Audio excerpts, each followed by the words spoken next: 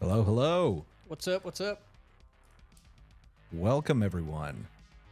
As you can see, we have made some slight alterations to the stream. The stack of books is getting more disheveled behind me as I keep reading more shit and ignoring other things.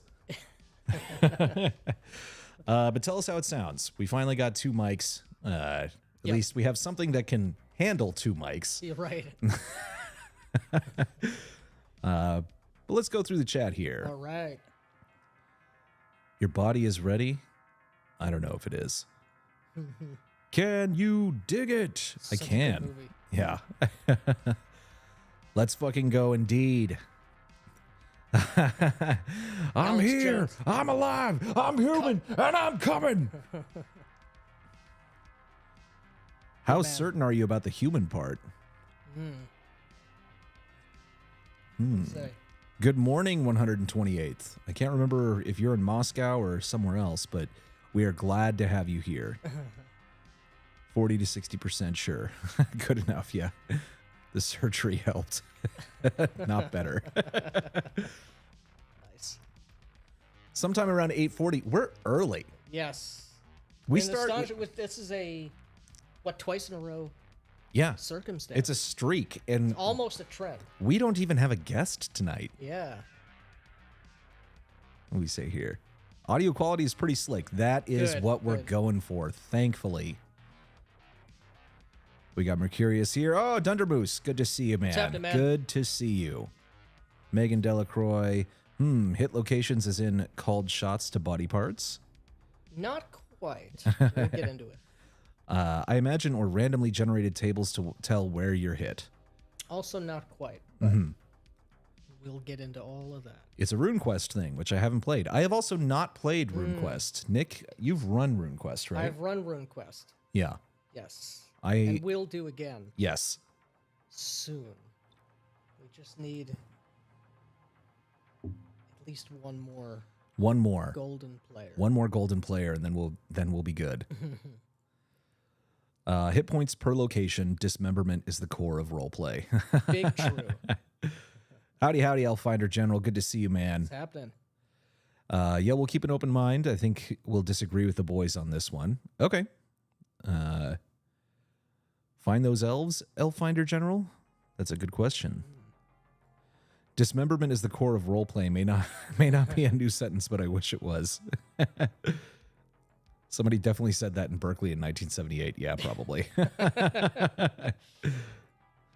Some people pay good money for that. How's it going, Rex Teal? Good to see you. Good to see you, man. Dyson Anarchy. Wow, we got the whole Nice. the whole crew here tonight. I like the Caius Casades. Yeah. Now that the new setup, I can see. Yeah. He was one of the More- first people I killed, and I doomed my Yeah. world. Nice. Catching the stream from the start today. Good. Nice. Good to see you. Laser beam effects. It's neon, buddy, not laser. Right. Stop reading. Reading is for losers. Depends on what you're reading. Yeah, it really depends. Better sounding than usual. Good. You're damn right. You want to know what else? We've got some big time cringe ready for you. Nice. And also, more cringe. Yeah, we got this new interface, and I did not know that it came with voice changing capabilities, Yeah, yeah. but it does, and I will be using it to great effect. Didn't Along have with time. many other bells and whistles. Yeah, along with many other bells and whistles. I did not have time, unfortunately, to set up the soundboard, but we will have a soundboard. We got to get some Garibay sounds. We do. Hi, it's Scott Garibay. It's Scott Garibay. Hello, hello. You have to solve the meat points problem first. Nice strobe lights. Thank you. Audio quality is Excellent, improved. excellent. Good. Hopefully more people stick around for a little bit longer. Why can I not scroll? Here we go. Dare to Wonder, good to see you, man. Primeval Fantasy, as always, wonderful Hell to have yeah. you in the chat. Starting early, twice is a coincidence, 3 times is a pattern. Well, okay, we'll see. Let's not get ahead of ourselves. Stormcrow, Applock Lodge Gaming, hail my fellow dungeon crawlers, and just had an evil idea. When are we getting the Black Lodge Critical Role actual play? Well, My friend, we have many actual plays on this channel. that is true. Yeah, from many years ago. We have some from over a decade ago. Before Critical Role even started, we were the original first. theater kids. The unflappable duo. Absolutely. Time to do double mic ASMR about the only correct way to play. Right. Yeah. If anyone else is getting the stream in glorious 144p playing in full resolution on a 2002 flip phone, just leave and restart to fix it. Nice. That's right. You are from Moscow. I probably would fall asleep soon, but it's nice to finally get on live stream. Yeah, man. Good to see you. Sound effects nice. Yes. BLG just jumped the shark. Mark your calendars. Just wait. We're going to get bisexual lighting and everything. Yep. Oh, dear God. What's that thick book in the background? The one on top of X. The one on top of X. Are you talking about this one? It's got to be this. Yeah. Oh, yeah, that's right, because I have first edition X. Oh, yeah, this is the gigantic Wretched New Flesh. Yeah, it's like 600-page crazy biopunk setting, like Island of Dr. Moreau, some cyberpunk stuff in there. Yeah. It's really, really cool. We will eventually be reviewing a lot of the Wretched stuff, but they also just released a new expanded version of the Wretched core rules. And the cover on the... Have you seen the cover? No. It's fucking sick. I'll Nice. show it to you later. It looks really, really cool. So I'll definitely have to get that. And we definitely will be talking a lot more about the Wretched stuff. Oh, yeah. Many videos to come, but we have a whole lot of stuff on our Yeah, their docket first. Their new stuff is really good. Wretched Really New good. Flesh. What is it? Wretched Interbellum. Interbellum. Yeah. And then there's, That looks really cool. yeah. And I've got Wretched Darkness, which I really want to read. See if we finally have a modern alternative to the world of darkness. Brother Grognard, good to Night, see you, that's right. man. Neon Nights. Also a great song by Dio. Yeah. This random light show pleases my Zoomer brain. Next, you just need some Subway surfers. So when are we getting the details on the game you guys are working on? We could talk some about that tonight. Yeah. Sort of relevant. Put hot sauce on the taco. I don't know what you're talking about, man. Receipts. Nice. Is it just me or is the video lagging and rubber banding a bit? I hope not. We have no dropped frames. Oh, man, we just got Oh, a super shit. chat. $10 from Jumpsuit John. You're out of your mind. Wanted to say thanks for the inspiration. I started a channel in order to megaphone the game I'm making. You guys helped me to Nice. break the ice. Looking forward to the stream. That's awesome. And thank you very much for your $10 super chat, man. We really do appreciate that. Yeah. You guys funded this new audio interface and made the show better. So Yes. thank you guys. You are improving things. Broken Blade, good to see you, man. Oh, man. Good to see you. Modern World of Darkness, isn't that an oxymoron? The thing is, as we discuss in our video, it should be. It should have left well Yeah. enough alone. Yeah, Stay in the 90s. Stay 35 years ago. right. Forever. 2 mics for the win. That's right, That's right. Shonner. The thing is, we've had more than 2 mics in the apartment, but my audio interface only had 1 input, and it did not play nicely with a USB mic and an analog mic at the same time. It was a fucking nightmare. It's no longer a nightmare, though. This is much, much simpler. Oh, my God. We got another super chat. Let's see here. The hot sauce on the taco is a Garibay phrase. I haven't heard him say that one. Interesting. Yeah, I haven't heard that either. Well, yeah, it makes sense that Garibay would say it because that makes no sense. It's rubber banding for me and lagging a little, but I'm inflating the views by watching on 2 devices. The 90s were only 10 years ago, and I'll die on this hill. I don't know about that. Yeah. Let's go. Yeah. Yeah, so tonight we're going to talk a little bit about BRP. I've only played one. It wasn't even, I wouldn't call it BRP. It was a D100 dice, a D100 mechanic. Maybe it is BRP. I don't know. But it was, What I was played it? Dark Heresy. Or no, not Dark Heresy. No, yeah, Dark Heresy. Heresy. The Yeah, one yeah. where you play the Inquisition. Yeah.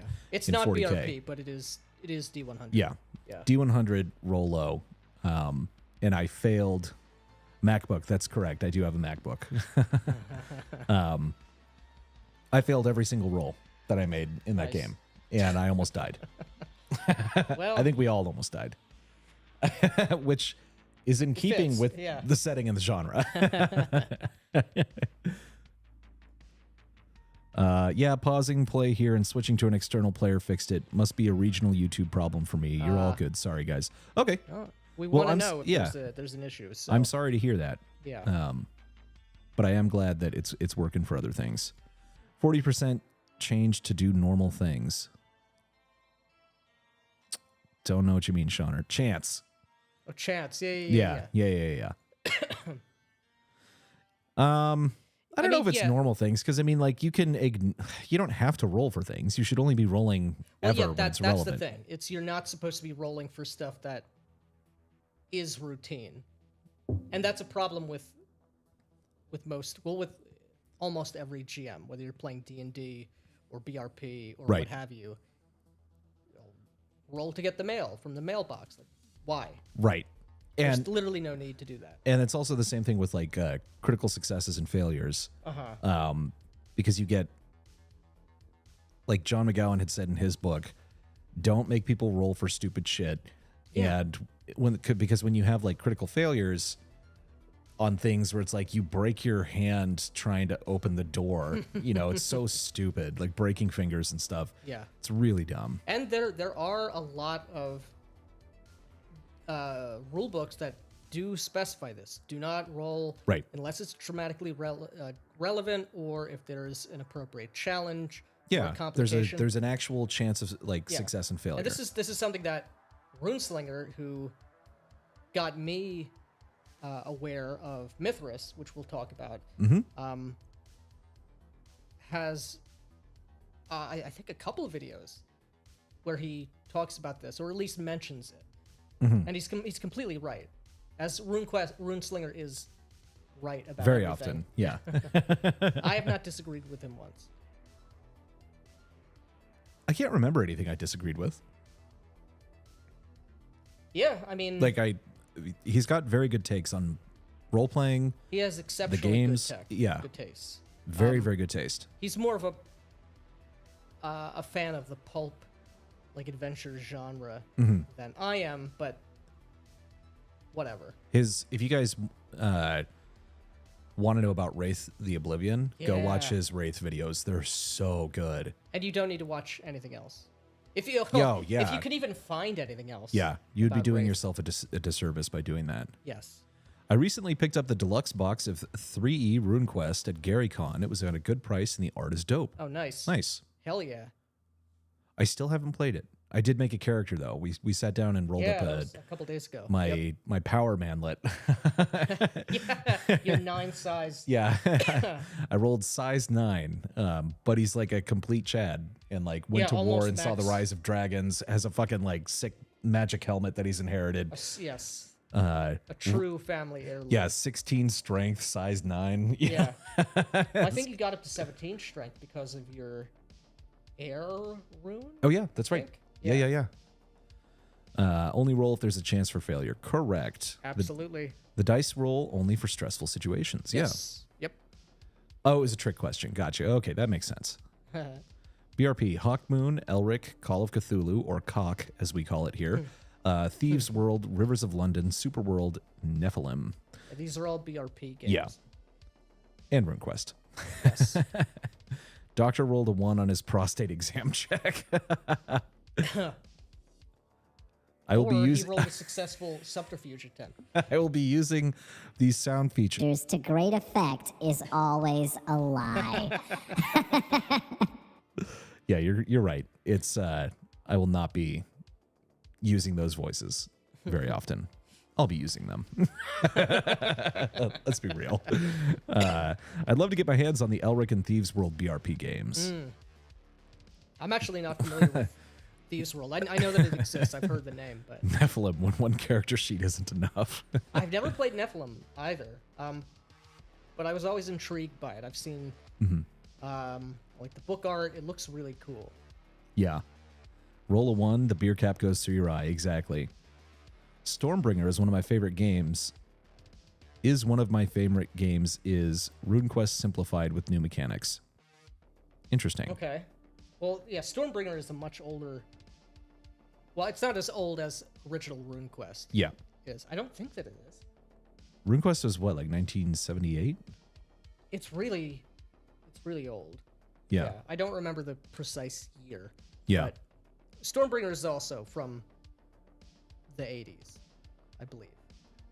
Primeval Fantasy saying Runeslinger and I are working on doing another vid soon. Hell Lots yeah, of man. great insights. Yeah.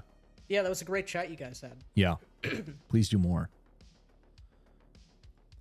I assume Biden has to roll to get the mail. Yeah. Have any of you guys played on a stream at all? Is that something you intend to make a part of this channel's content? We used to do that a lot. We still have a couple of games. We were running Cyberpunk last summer, and I still haven't uploaded the third session of that. We'll be teased but forever. yeah, that session did make me like hit locations in damage because they're fucking awesome, and I had my leg torn up quite a bit, and our friend Matt lost an arm. Which you'll have to take our word for it because that's the episode that isn't, Yeah. on the channel. Yeah, but you can find them on our channel. They're in playlists. Like we've got very old Within the Ring of Fire games. I deleted the Crypto Locker thing a long time ago, which is unfortunate because that was how we met. Yeah, there's a couple things on there. There's Cyberpunk. We will actually, be... we will be getting back to it. We will be getting back to that in very, very soon. Yes. I'm going to be recruiting some of the 4D crew, which is like Phil the Thrill and Crispy and Mr. Max. And I don't know if Shauner plays with them, but he certainly watches their videos. He's played a couple of times, or he's played a couple of sessions in one of their games. Yeah. But yeah, I'm going to be tapping some people and probably in our locals as well. And that'll be a fairly regular thing. As I kind of flesh out a setting for a game. And so, yeah, that's going to be pretty cool. We've definitely done that, and you can watch it, and there will be more. Yes. Can you make yourself sound like a woman with that sound filter? I mean, Does this not sound like a woman? It's the Ginny D voice. 1977. Oh, okay. Yeah. One is a critical hit. That is Yes, correct. BRP. Yep. Always. But if you're going to use the Stormbringer rules without the scenario, use Magic World, the same game with a few more things, but without the scenario. I would never want to run a Stormbringer game without the Stormbringer, the Elric world. Yes, I do have recommendations for mics to start out with. So the one that he's using right now is some sort of an Audio-Technica one. It's a dynamic mic. It's cheap. It is both USB and has an XLR connection to it. And that one sounds pretty good to me. I've had this SM7B forever, but it's still an expensive mic. It's like $400. But I used to use this because I did voiceover. So it was worth it to spend that much money. You don't have to spend that much. $70 to $100 is usually enough. The Elgato Wave 3 is what we use when we're recording our long form videos. That thing's great. Anything by Rode is awesome. You can't go wrong. Their USB mics are great. They're really decently priced, and their warranty is like 10 years and crazy good customer service. And every single one of their products is like quality wise, like a price point above. The quality is a price point above what you're paying. So anything from Rode is good. Elgato is pretty decent. Shure makes a couple of USB mics that are decent, but I think they are a little more expensive. I'm going to patiently wait for GF to use the voice changer, Ginger Fraser, to use the voice changer to do the Lord of Darkness speech from Legend. Yeah, I considered that. It was literally my first thought. Message retracted. Uh-oh. I can't click on it. Oh, no. It's been retracted. Once I went to wound locations, I can never go back. It's pretty cool. Yeah. I like it. And it solves a lot of the problem, I think, with the mortal wounds tables and things like that. It solves a couple of different problems, or it's a solution to a number of different problems. Yes, mortal wounds issue. What would you say? Like retroactively altering causality. That's not a problem. Mm-hmm. And two, you have like an immediate sort of not a premise, but there's a situation. This hit your right arm. Right. Okay, how am I going to spin that? How am I going to describe that? Right. I have some context. What does this actually mean for my character in the next? Right. You know. And this also helps alleviate like the bullet sponge kind of hit point. 9,000 hit point issue, because whatever your sort of total hit points are going to be broken out into different body areas. And in BRP, you have the head, chest, abdomen, right arm, right leg, left leg. Right. And it's like though I was reading the rules on that, and you're supposed to also be tracking your total hit points. So you're removing hit points from hit locations and from your total. So once you get to like 50% of your hit points, in like BRP, other effects happen. In Mythras, you don't do that unless I'm vastly, seriously missing something. But I'm pretty positive I'm not. But yes, you're correct. And if you do something like if you take twice the total damage in the hit location, then it has hit points, then it's like temporarily disabled, and then three times as much as you lose a limb right now. You lose a limb, it's either you're decapitated, dismembered, you're decapitated. Yeah, the use of that limb is kaput. Is over. Yeah, it's so or you over. die. Yeah, or you die, which is possible, which is also pretty fucking realistic, because if you get like, people are like, oh, he just got shot in the leg. It's like major arteries in your leg. You're almost certainly going to die. And something that both Mythras and RuneQuest do. They have in Mythras they have special effects for combat. In RuneQuest there are 3 different types of sort of not extra damage. Well, it is extra damage, but they're also, let's call them effects for different types of weapons. So in RuneQuest there's just 3 of them. Impale, obviously for piercing weapons, a spear, a thrust with a blade, slashing damage from obviously a slashing weapon, or I think it might be called bashing. Yeah. Would you move that in just a tiny bit closer to me, my direction? There you go. That, I forget where I was going with this. But the audio quality is better. That's all that matters. That's all that matters. Yeah. Yes. Your thought, who cares? Who cares? No, but yeah, so I've only played one D100 game, but I've been really interested in RuneQuest for a long time. You really turned me on to Mythras, which we've got here as well. Oh, thank you for the $5, Mind's Eye. Let me see what you said here. It says, what appeals to me about Mythras / cock type games is that it feels like you're playing a person and not a cartoon character. Take notes, Daggerheart. Well, you are correct. Yeah. Unlike someone else on Twitter who continued to get the dynamic between narrative games and... Oh, no, they weren't on Twitter. It was on YouTube.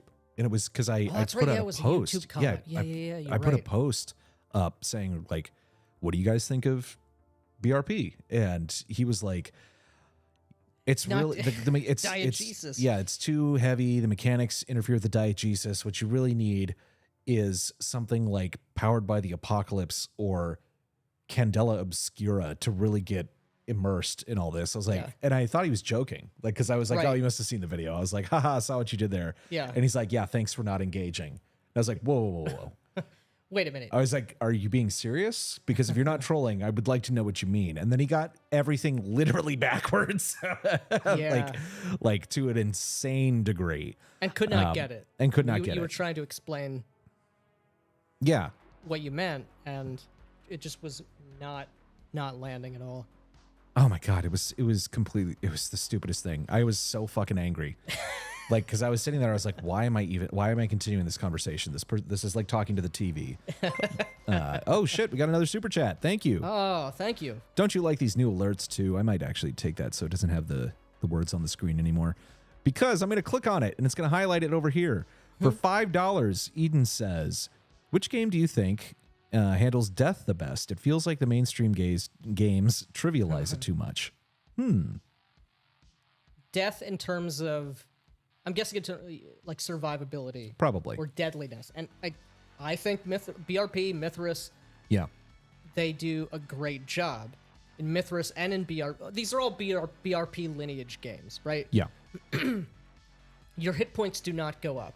The hit points you received at character creation are the hit points you will have 50 sessions from now if you survive that long. Yeah. Which is also realistic. Whether you're a regular guy or you're Arnold Schwarzenegger or you're Andre the Giant, if you get shot in the face, it's over. Except that it depends on, and most games don't treat hit points very well, but it depends on what hit points are actually the abstraction of.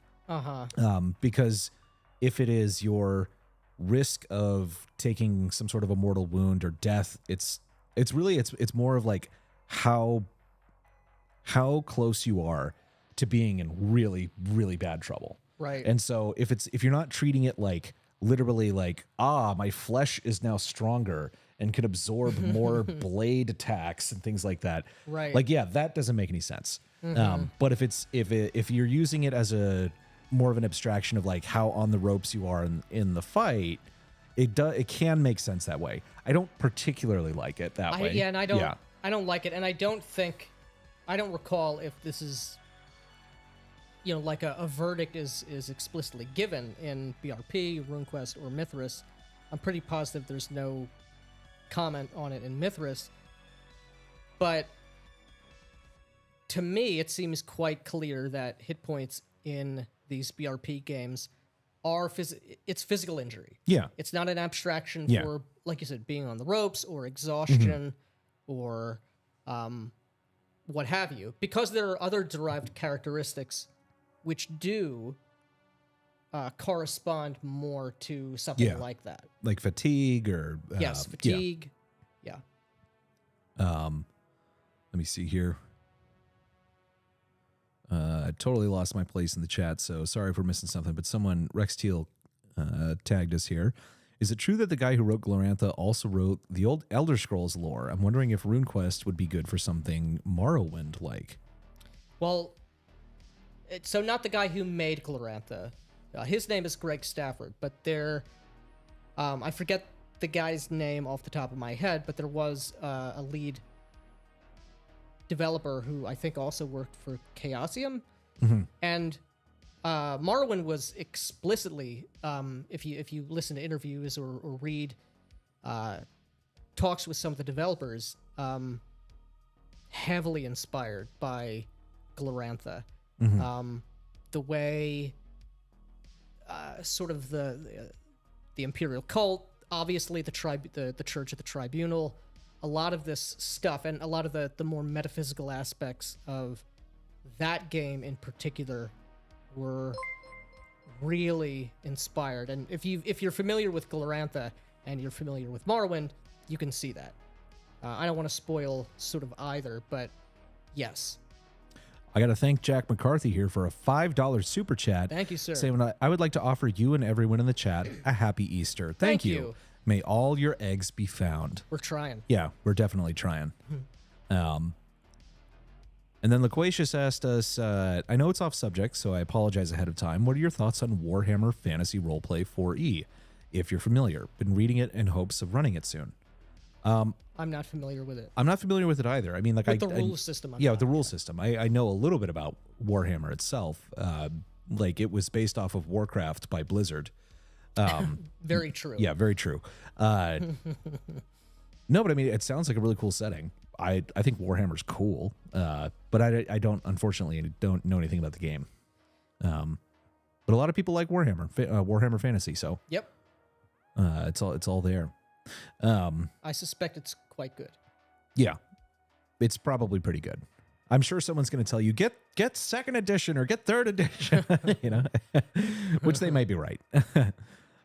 Honestly, you can't really go wrong if you listen to our chat in terms of like which version of which game is best. They've got really good taste. Yeah, but as far as these games go, you first turned me on to Mythras, which is sick as fuck.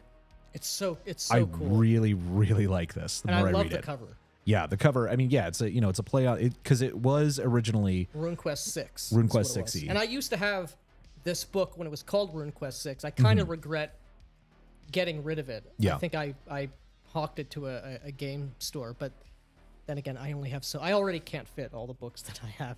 Yeah. Yeah. But yeah, it's really cool. So they stripped out. They were forced to because Chaosium, got reconstituted and the RuneQuest license went back to them. So this was they stripped out the Glorantha setting from this. Correct. And now it's basically like Sword and Sandals, Bronze Age fantasy with not really an explicit setting, right? Yeah, it's just an implied Yeah, setting. just an implied setting. But it's really, really cool. And the thing that I actually like about this game more than the other BRP games that we've seen, at least for character creation, is that all of your skills are derived from your stats. Every single one. Yes. There's no point by anything. You roll up your stats and then you go down the line looking at, it's like this is strength plus dex, Yep. or Power times 2. yeah. Or whatever the case may be. which is great. I really, really like that because that really It makes simplifies. sense. It and simplifies it and it it makes makes sense. Yeah. Right? And but this is really cool. I haven't gotten through the Cults and Brotherhoods chapter as of yet, which is the one that you've been really telling me to just skip to. That's the best part of the book. Yeah. But it's really, really cool.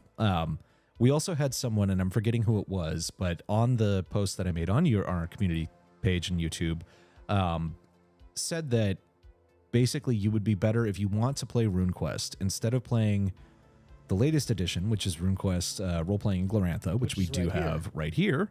Which is gorgeous a as well. gorgeous book. Yeah. It's like it's probably the most beautiful fantasy book I've ever seen. Yeah. Like, by a wide margin. You'd probably be better off playing Mythras with the standalone Glorantha setting book that is no mechanics in it. It's just simply the fluff for any fantasy campaign. And I think I can see the probably appeal right. there. yeah. I think that's true. I don't think this is bad by any means. It's definitely not bad. Yeah, there are some aspects, particularly the combat and the way that they divide the skill list into different categories in RuneQuest. It is a little bit more complicated, at least that as I see it. Yeah. But RuneQuest, Roleplaying in Glorantha, this is a phenomenally beautiful book. Yes. Like I generally, like if I look at a fantasy map, I'm kind of like, oh, that's neat. And I was looking at the map in this, and I was like, I was like, I want to Matthew explore. McConaughey takes a drag. Yeah. And If you never use the mechanics in RuneQuest at all, but you're interested in Glorantha, you absolutely should pick up the core book because they do a very good job of incorporating what quote unquote lore you need to know, right, putting over the feel. You've got the which is important. Excellent life path system. Yes. That includes your parents' life, your parents' life, your grandparents. life. Yeah. It's excellent. I don't know how well this will show up, but I can't tell if there's a glare on that or not. I can't tell, the camera's in the way. Yeah, but the reputation. Yeah, it's the art is absolutely gorgeous. Oh yeah, the art. Very, very colorful. There's another one. There's like a hot sorceress chick. Yeah, summoning with like glowing hands. And then this temple this of, like of Arnalda right there. Yeah, like just absolutely gorgeous. And this is the thing is like the people in the book are also gorgeous. Yeah, like they're good looking people. This is not like Onyx Path where everyone is fat and ugly. Yeah, like I've heard some people say like, oh, the latest edition of RuneQuest is woke. It's not. Yeah, this is not paused. No, at all. Yeah, not at all. You've got like Krishna on here with like black as coal skin. Yeah, as the fucking. Or is that Babeaster Gore? I don't know. What's it? Marangor. Of course. Yeah. Which people and with might I add red lips, like people shouldn't freak out about it, and they haven't, which is great. But if it were woke, there's nobody could be, no even God could be depicted with jet black skin and red lips. That's that just, it would not even be possible. They'd be tossed into the fucking flames. Now you're making me think. Yeah. Oh man, or like Great this adventuring, like amazing action scene. Like this is just this is gorgeous. All these people, so I also have like the GM pack, and this which comes with pre-gens. These are all the pre-gens that you actually get to play. Yeah. They're all beautiful, powerful, heroic figures. Yep. And it's just it's a gorgeous book. It makes me want to play it so bad. Yeah. But I also really like that Mythras has this like sick, just black and white, very standard RPG art. It's very good. It's a very different style. It's a very different style, but it works, and it's much more subdued. Yeah. But to great effect. Yeah. There's no fat, especially in the Mythras book. That book is exactly the appropriate length it needs to be. Which we said the same thing about Broken Blade. Right. That's not a page longer than it needed to be. Right. This not is a page shorter than it should have been. Under 300 pages. Yeah. But still, it has everything you need and nothing you don't. Yep. And then on the other hand, I just picked up Chaosium's new edition of basic role playing, the setting agnostic system that's for everything. And I don't know that I would I wouldn't say like, hey guys, let's all buy the BRP book and we'll play BRP, like, because you're going to have to make something. You're going to have to make do something with it. And you have to choose which systems you want to use. Right. But if you want to make a game, this is a pretty good starting point. This is a great starting point. It's got everything pretty much that you would need. Not everything. It doesn't have like domain play rules or anything like that. But you can't have everything. You can't have everything. You can't have everything. But again, it's got rules for several different genres. Yeah, several different genres, and it's once you understand how they work for those genres, you can extend them and come up with your own systems for other genres. But it's very good. The chapter on role playing, what is a role playing game, which everyone, I fucking hate anytime that I read in one of these books. Well, I have to put this section in, like you've probably read this before. It's like, no, I want to know if you know what role playing games are, because if you don't, this is going to be a big problem. The section in this is fairly good. I disagree with some things, but they get the important things right, that this is about your characters and about taking it seriously and compartmentalizing what you know as a player from what your character knows. Right. It's pretty good. This is definitely a good system, and I'm going to be using this basically as the basis of the game I'm working on, which we've talked a little bit about before, but is tentatively titled Crypto Locker and is kind of a cypherpunk, not cyberpunk, although there are some cyberpunk elements to it. Cyberpunk RPG set in the near to mid-ish future. Lots of political instability, weirdness, in like kind of weird sci-fi stuff. It's like tonally kind of like a mix of Mr. Robot and the 1996 Ghost in the Shell anime film, going closer to the former of that, Mr. Robot. So lots of intrigue and all sorts of stuff, but within the context of a very, very bizarre set of political institutions that's like always changing. So it'll be pretty cool. I'm very excited about that. It'll be and so, very cool. Yeah, I'm going to start with BRP, see how it works, see which systems I want to use, and then build stuff out from there that it does not cover. But this is BRP is a fantastic starting point if you want to make a game. And even if you don't want to use the rules, there's a lot to learn from in here. It's very cool. And very interesting that you can just modularly kind of take things in and take things out from it. So and the BRP system, it's time tested. It's a and people have done drastically different right genres with it, and basically all, maybe not all, but certainly close to all of the games that Chaosium has created over the years using the BRP system as its foundation. RuneQuest and Call of Cthulhu are what come to my mind. But Stormbringer was also mentioned. None of them are D&D in terms of popularity, but they have the right results, which are promising, which are insular and super rabid fans. Yes, because they did it right. They got the feel, they got the vibe, they got the genre on point. Yeah, and to Rex Teal, your point here, haven't seen the physical BRP book yet. The word basic in it made me think it would be much, much thinner. So here's the thing. It is physically about the same width as RuneQuest, Roleplaying, and Glorantha. The page count is about 60% of that, though. Because this is, RuneQuest is 400 something pages. This is maybe 265, I think. Yeah, it has thicker paper. And you can, it's 250. And so you can feel the books. If you pick them up, RuneQuest is literally heavier. That has 250 pages? Yeah. BRP actually looks slightly taller than RuneQuest to me, but RuneQuest is a much heftier page count. So this book actually has more, significant, 50 more pages. Yeah, significantly.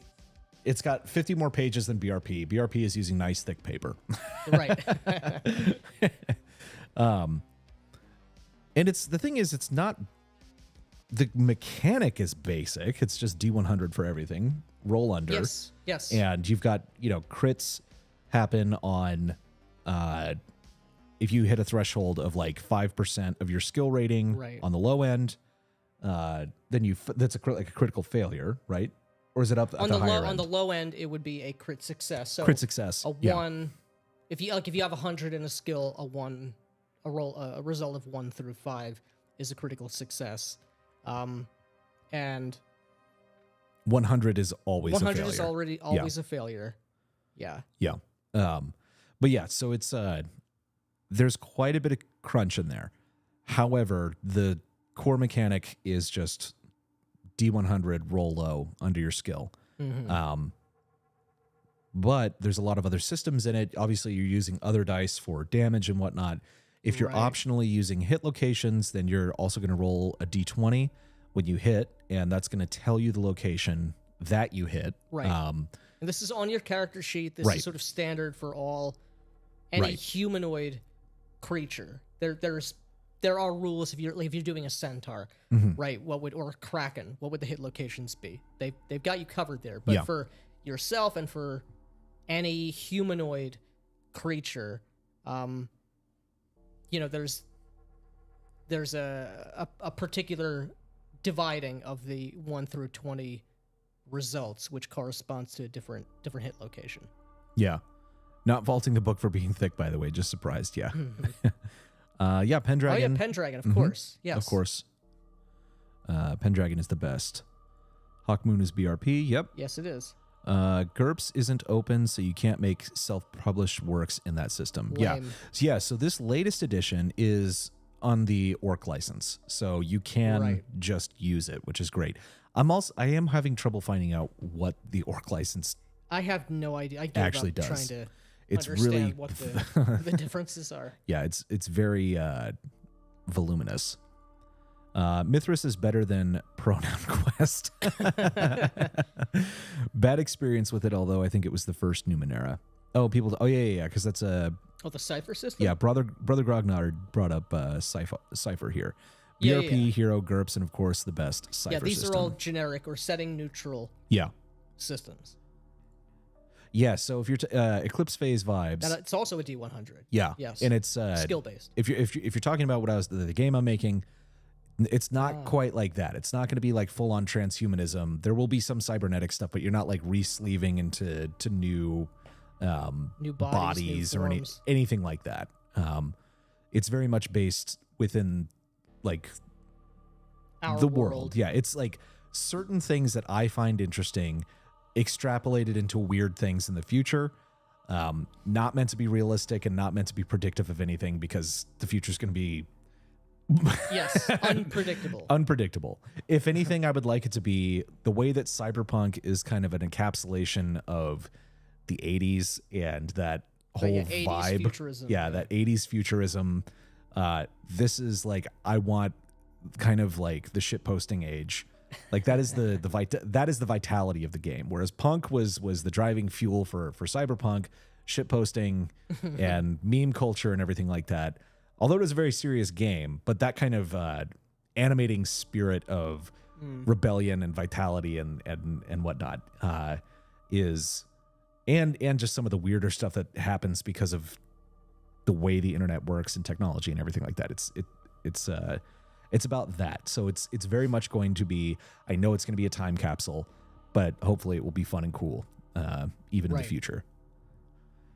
The very gay future that's approaching. The bad ending. The bad ending, yeah.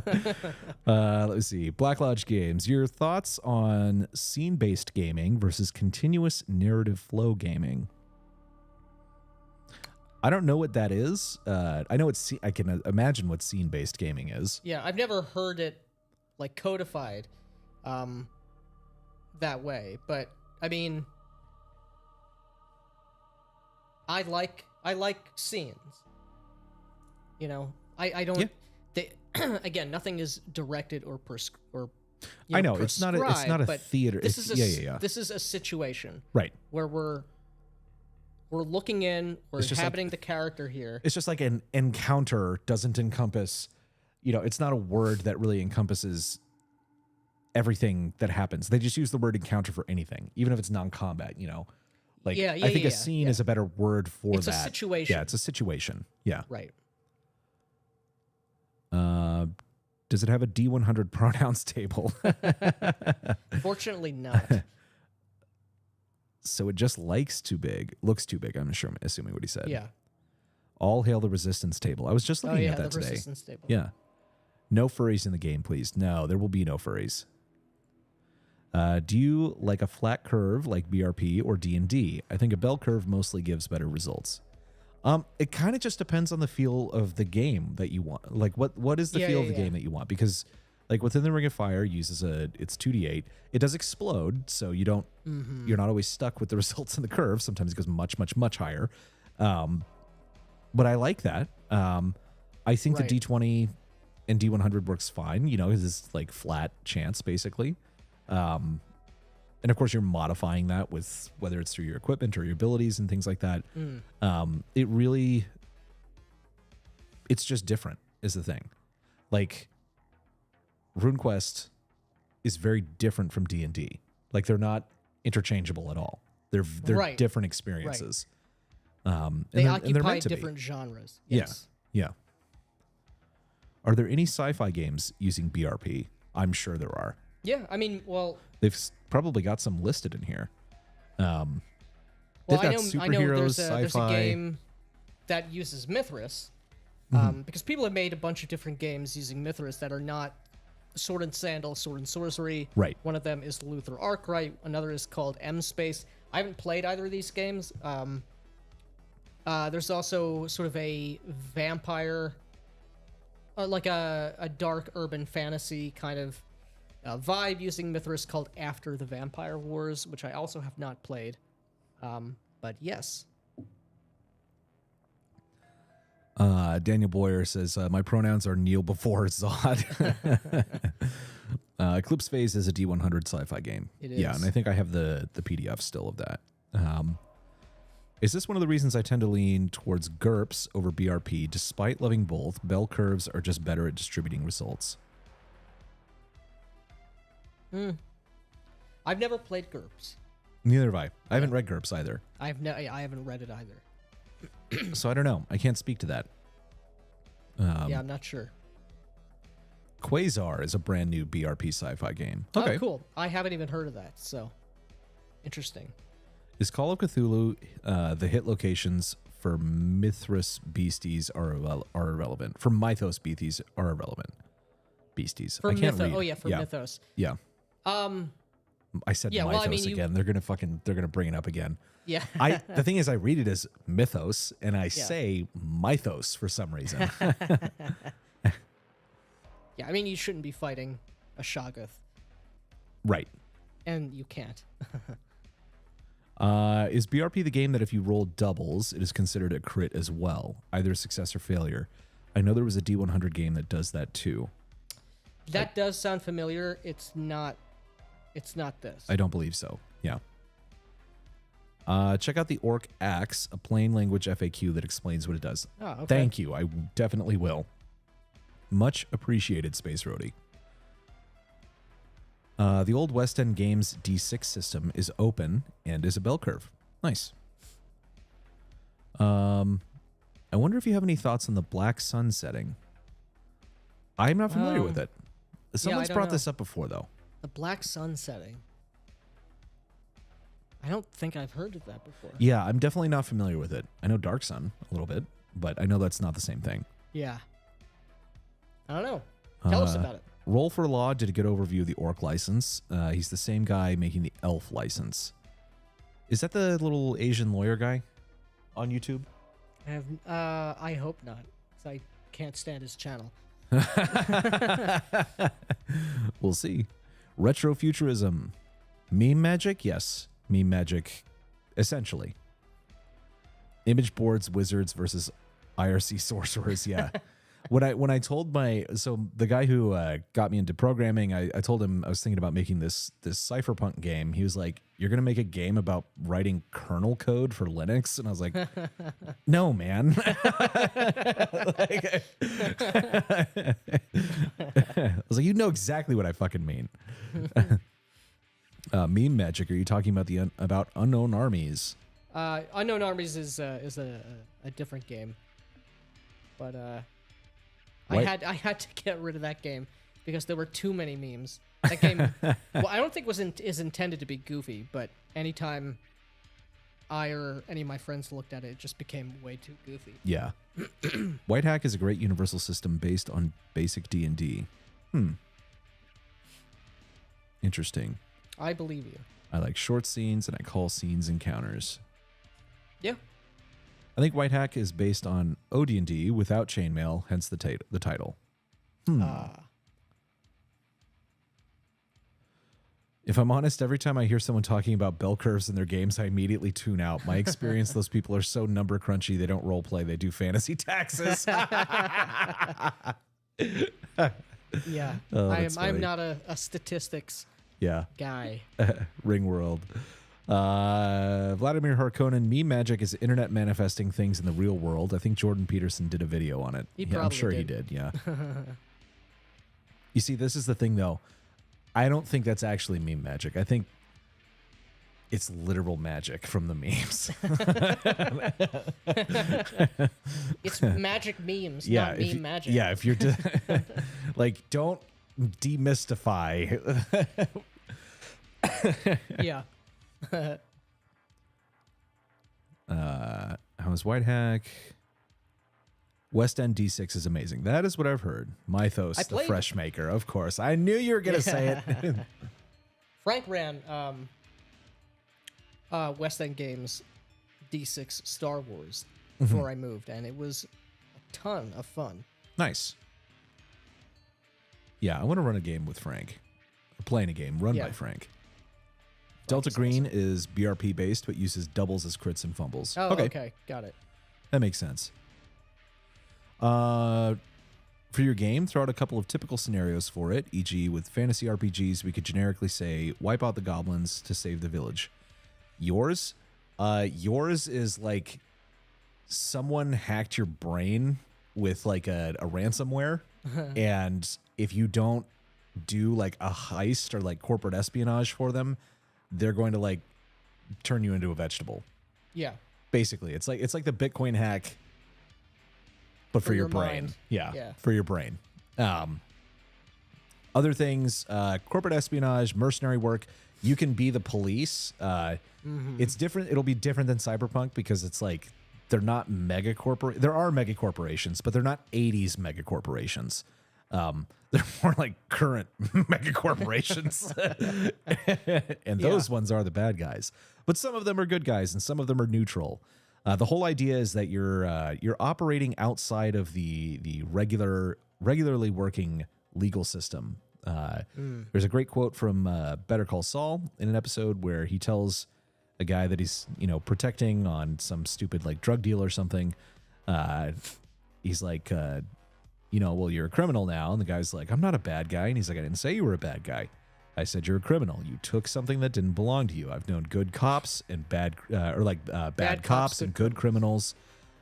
He's like, where you stand on which side of the law doesn't make you the good or the bad person, but you did make a choice and you did steal something. You are a criminal. So in that case, essentially everyone, at least the characters I would play, are going to be on the opposite side of the law, and the law is not always a good thing. But there will also be. This does not mean that I have like moral gray areas. There are people who are explicitly criminal in any sense, morally, and it's very much like if you think about if any of you have seen Mr. Robot, the what the fuck is it called? It's like the Army of Darkness or something like that. The Dark Army. They're just bad people, and there are lots of organizations in this game that are like that. So you will have many opportunities to join them. No, to potentially join them or fight against them, try to stymie them.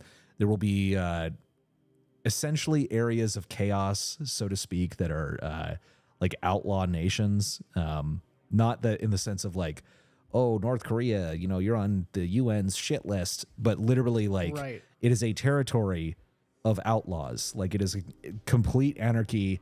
These are all people that like not even the like no legal system will protect them whatsoever, and so they have to go and live out in these like criminal towns. And so there will be like, this will be where the criminal underworld has boiled over into it's just the regular world.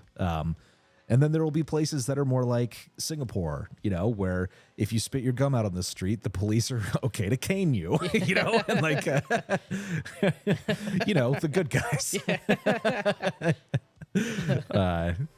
But all sorts of stuff. There's going to be, I wanted to go as far. Oh, we got a super chat. I do want it to go as far as like player characters being able to get their hands on nukes and stuff. Like, it's going to be cool. It can get wacky. It can be very serious though. And even if nukes are on the table, which we all know what player characters will do with that. Memes are universal truth in image form. Yeah. Yep. Correct. Signs and symbols. So Elon Musk is in your game with neuromancy. Yes, there will be some sort of neuromancy. Maybe not to that extent, but definitely hacking people's perception. Because if it is integrated with your brain, the idea is that you could like loop into their actual perception, their imagination, and cause hallucinations and things like that. But having it be known that this is it's a very invasive, like it's an invasive thing when it's happening, but it still seems real. But someone's manipulating you, right? But for all these negatives, the international cartel, brain hacking, megacorps. This game isn't going the cyberpunk route in with regards to it being essentially like a negative view. No, it's not a future. dystopia. It's not a dystopia. No, right? It's not a dystopia. It's more that just the current order that we have in the real world. Time has advanced a little bit, and the unifying structure has broken down, and so there are these places where it's just people are not organized in like the with the nation state dynamic Right. that There are we have right now. Yeah, there are still some nation states, but their prominence is significantly less than it is in the real world, in the current world. And it's not and I'm definitely drawing on a lot of political ideas that I have, like based off of like things like anarcho-capitalism and everything like that. But this is not a political preaching thing. It's more like, how weird would this be? Right. And like, and what if you lived in this world where all of these very different and weird systems all existed at the same time in different places, and in certain places they might exist in this like same geography, overlapping jurisdictions. It's gonna be fucking weird. Yeah. And that's the fun part of it. And so you can do with that what you will. It's not a preachy political thing by any means. But it is based off of certain political ideas. And just taking those, kind of extrapolating those and extrapolating certain things about technology and certain cultural trends, and creating this kind of new, this very new, unique, weird setting. That's going to be a lot of fun. And we'll see how far I take it if we do, like, you know, domain stuff and everything like that. But it's definitely going to start. The focus is character based. It is focused on immersion and playing in this very, very cool setting. And it's not dystopic is the thing, because it's it is ultimately a very hopeful setting, and it's not a sucker's game, and it's not just entropy, you know, like Cyberpunk. Yeah, because you the player characters actually do have the ability to change their situation, where you really don't have that in Cyberpunk. Yeah. Again, you know, style over substance, live fast, die young. Yeah. You're not going to beat Arasaka. If Right. Johnny Silverhand couldn't do it, you can't either. Yeah. Will there be Muppets on TV? There will be Muppets. Yes. But no literal Muppets in the game. No. And I will say right now, if you play this game and you include Muppets, you are playing it wrong. And that will be in the rules.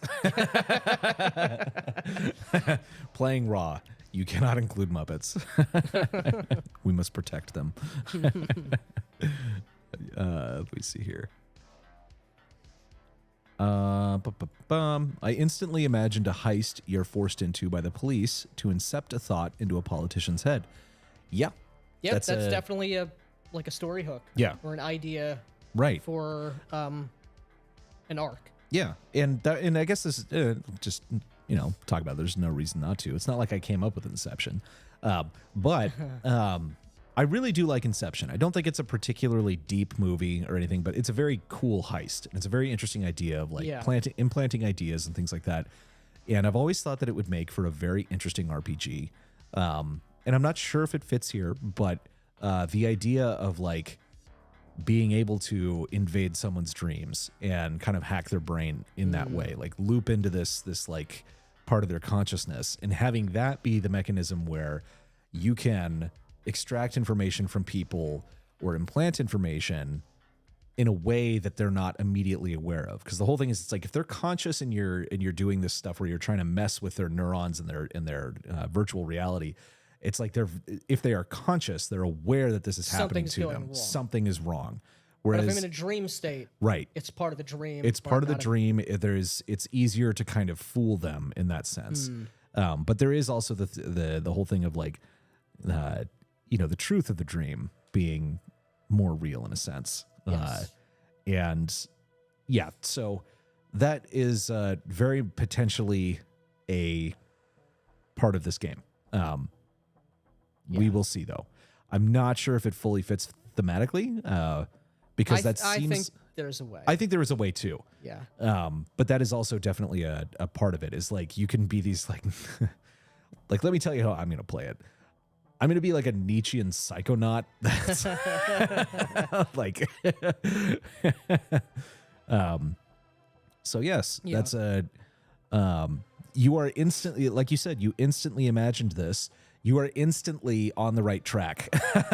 You're doing it right already. Let me see here.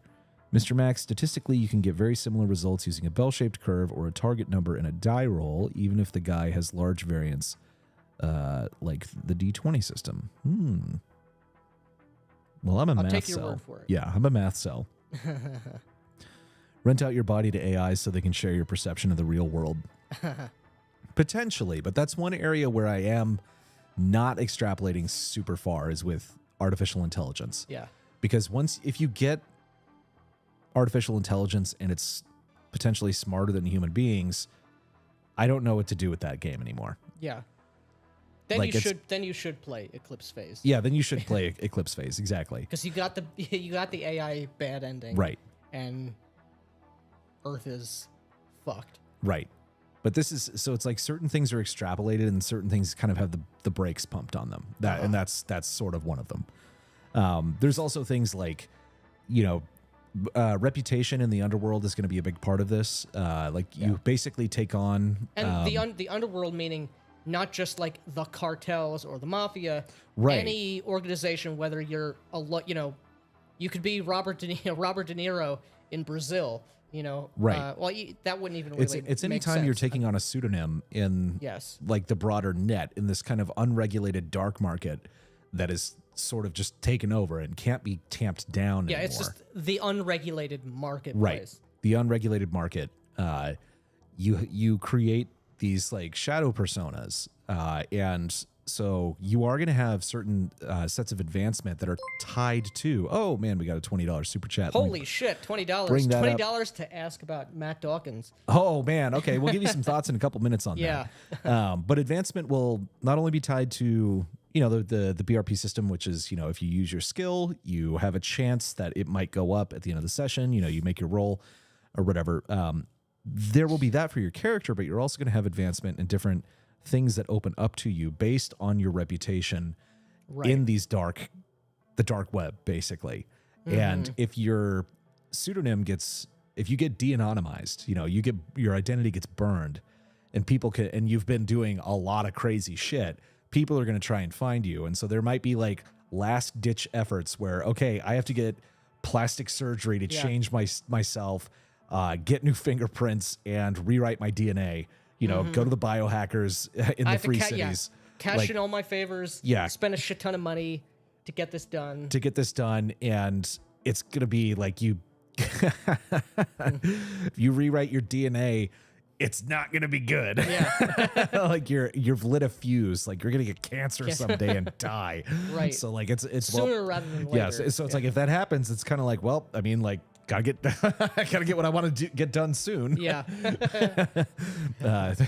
Be very sane when you do it.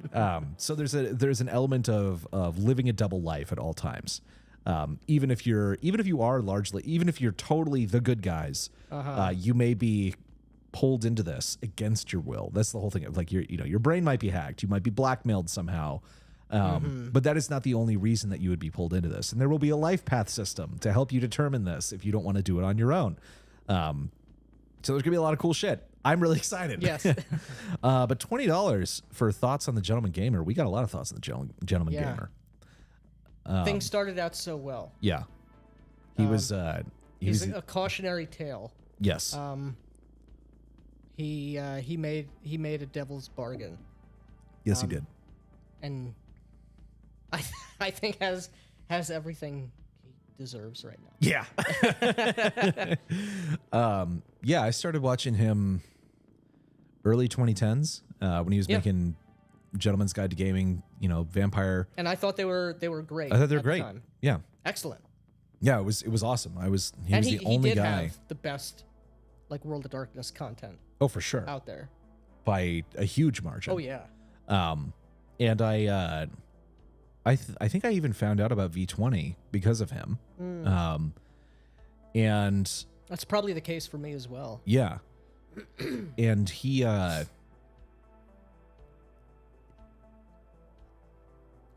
there's some things I can't say. There's some really funny things I can't say. Yeah. But he was involved in the Vampire the Masquerade YouTube experiment many years ago, and he played the prince in that, and which was so fucking lame. It was terrible. He was doing Alexander Delarge voice and mannerisms and quotes and he couldn't be killed and all this other stuff because they wanted to preserve the game. But it was like, if you're gonna, it's Vampire Man. It's Vampire. This is also supposed to be like a decentralized living world where anything can happen. And it's like instantaneously the prince is off limits. It's like, well, that's not retarded. only the prince, but it was because you were telling me, but you'll have to tell the story. But like, it was not only like the character of the prince, is he had an oil rig that was supposed to be the prince's domain. Right. So they set up this fictional city and all of this stuff. And one of these things was that there was this oil rig off the shore that was Camarilla controlled. It was controlled by the prince. And I'm playing an Anarch. And I played my Anarch how you should play the Anarchs, which is like a 19th century anarchist, which means that you're fucking throwing bombs and Molotov cocktails. And this isn't like, oh yeah, we're just gonna, fuck you, Prince, fuck you, Camarilla, I don't have to play by your rules. It's like, no, we're gonna burn down the building. Right. Like, change through violence. Like that's the mentality, And so as soon as we started playing the game, I get in the Anarch chat and I'm like, we're gonna blow up the oil rig. And they're like, what? And I was like, yeah, let's go blow it up. I was like, they put it there. Obviously, like, we should go play with it. Like, I want to attack the oil rig. Let's cause an ecological disaster. It'll really fuck with the Camarilla hard. And they're like, yeah, that sounds great. So they get like the group admin involved because they had to like coordinate these things if it was between like multiple groups or whatever. And they set this up, and all of a sudden we're just thrown into this scene like a day or two later where we have already blown up part of it. Like, we didn't even get to role play like the actual fight or anything like that. Oh wow. But then there's like a black spiral dancer shows up or something like that. There's a werewolf on it, and we're all fucking running. But we basically, like, I guess we pulled it off, and then we're getting back. And the way they announce this whole thing to the rest of the group is the prince makes a video where he's like talking into the camera as the gentleman gamer. And then he looks out the window. He's like, my oil rig's on fire. Like, what? And then he goes, oh, well, I have insurance, which means I'm financially up from this. And I was like, what the how are you? Yeah. First of all, retarded. That's completely stupid. But what the fuck? Like, okay, so nothing happened. I was like, there was literally effectively no nothing consequence happens. to this. Yes. Yeah, nothing happens, and that was when I was like, I'm out. I did one additional scene with a guy who was one of the other Anarchs who did it with me, who then pussed out. His character pussed out. And turned me in. So we rolled out a fight, played out the scene, and he beat me, and he brought me before the prince, and I got executed. And then I never played that game again. But I was just like, that is so uncreative and so stupid. And then of course, it's not only stupid, but it's clearly like the ego is involved there. Like the the control, the need for control. The need for control is there. Yeah, and this was the change in his character sort of post becoming an contributor. Yeah. A really small e-celeb and not really an e-celeb anymore. And this was all and rightly so. This was all pre-culture war. Oh, motherfucker. Hold on. I gotta hang up on this signal call. God damn it, Evan. Maybe that was that was Jesse. Oh, okay. You son of a bitch. You should know I'm streaming right now. Yeah, this was pre-culture war. He was like some sort of shitlib, before that, but he was not a psychotic leftist. He did a whole lot of really extremely not woke shit. Yeah. that I witnessed. I didn't witness anything, but I was in a game with him where he did some incredibly non-woke shit. That's as far as I can go with it. But he's now, of course, one of these losers that works for Onyx Path. Yeah, what's the phrase? You hitch your wagon to something. I don't know. He hitched his wagon to a sinking ship. I don't know if that's how the metaphor goes, but you follow me. Yeah. Because Onyx Path is over, like as far as I'm concerned, and it can't happen soon enough. But Right. Because the 20th edition lines are done, because the 5th edition, White Wolf is back, and they're not developing Chronicles stuff either, which is the only thing that people wanted to see from them, right? Mm-hmm. Like I was looking at their Monday meeting notes a couple weeks ago, and the only thing they're doing are for these exceptionally lame pandering games. Yeah. Pugmire, Monarchies of Mao. You get to play a dog. You get to play a cat. Like, this is like terrible. Only like these soy people are buying these things. They're not playing them. They're buying them as a virtue signal. Right. And that's not sustainable. And it's just that, and it's like ready-made characters, like a collection of NPCs, like pre-gens, that you pay. I don't know how much they're charging for it, but like I saw the video for their Abyssal's Exalted Indiegogo, and it was like everything's ugly, everyone's fat in it. I was like, what the fuck happened to you people? Yeah. What the fuck happened to you? You had such good shit, such good games, and you're just making garbage. Yeah, well, I mean, it became like socially profitable to like indulge the worst, like their worst leftist impulses. Right, their impulses, because it was already there. These people were always like, at minimum just blue-pilled people. Right. And a lot of them much, further on than that. Yeah. But,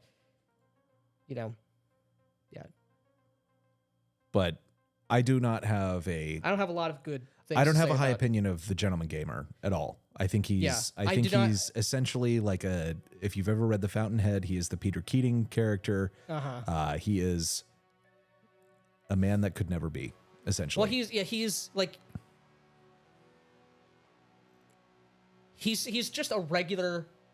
And he threw my friend under the bus. So go fuck yourself, Matt. Yeah. Go fuck yourself. You son of a bitch. And it did not have to be this way, because he is someone like, okay, he's just a regular gamer. He's not exceptionally smart. He's not like, he's a regular dude. Yeah. Who got the keys to the kingdom, right? Maybe not the keys to the kingdom, but he got let inside, He got through the gate. Into the club. Yeah. And totally squandered. Like he did nothing with it. It was like he got through the gate and then the walls came down. Well, yeah, and then okay, cool. Well, the walls came down, and then the building caught fire. Like, it's like, oh man. Let's see here, Mr. Max saying, "Wait, how much like Brazil will this game be? Hopefully a lot." I have a confession to make. I've never seen Brazil. What? I know. We gotta watch it's Brazil. A sin. I know. And here is my receipt for your receipt. Yeah.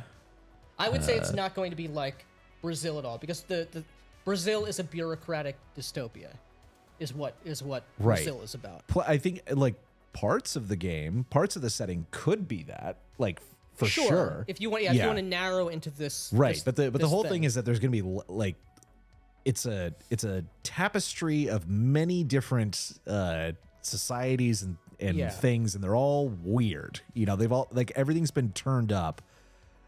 The regular notion of the nation state has essentially crumbled, and we've got all this other weird shit that's kind of growing and sort of taking its place, but who knows what is actually going to be successful, or if this is a stable situation at all. If your characters can get nukes, it's probably not. But it's going to be cool. Reputation, passions, allegiance, and sanity are cool BRP features that help you roleplay and connect to the world. 100%. Correct. Absolutely. You cannot predict an AI who is smarter than yourself because you would have to be just as smart than to understand their pattern of thinking. The AI will always get out of the box if it's hyper smart.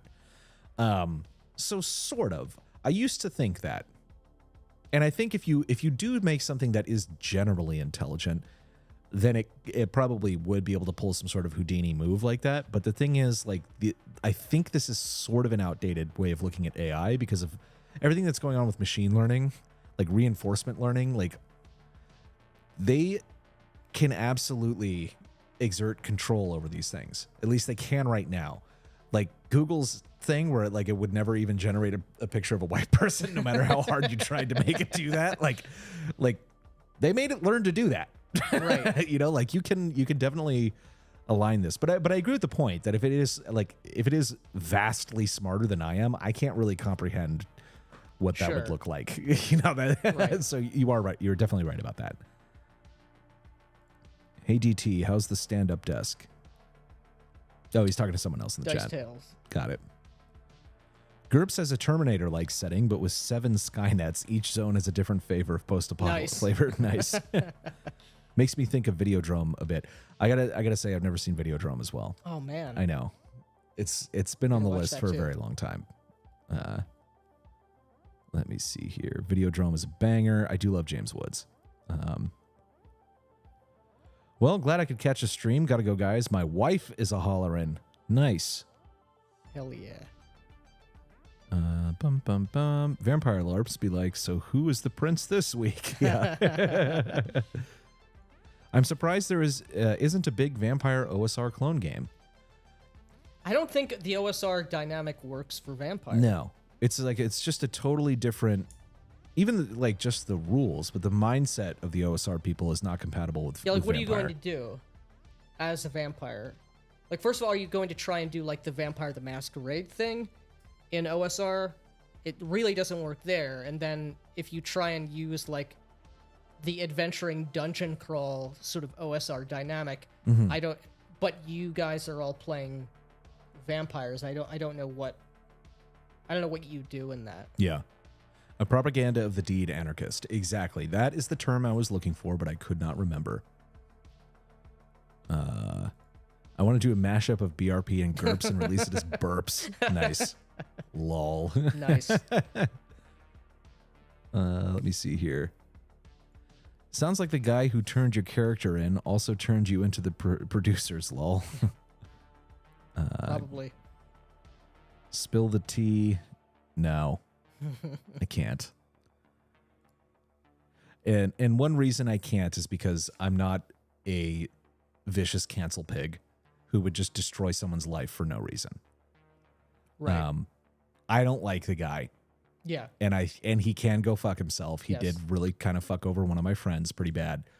But I'm just not going to do that. Yeah. And like whatever, he's gotten what he deserves. He's fucking like he's nobody. He's just a picture of mediocrity. Yes. He has less hair than I do.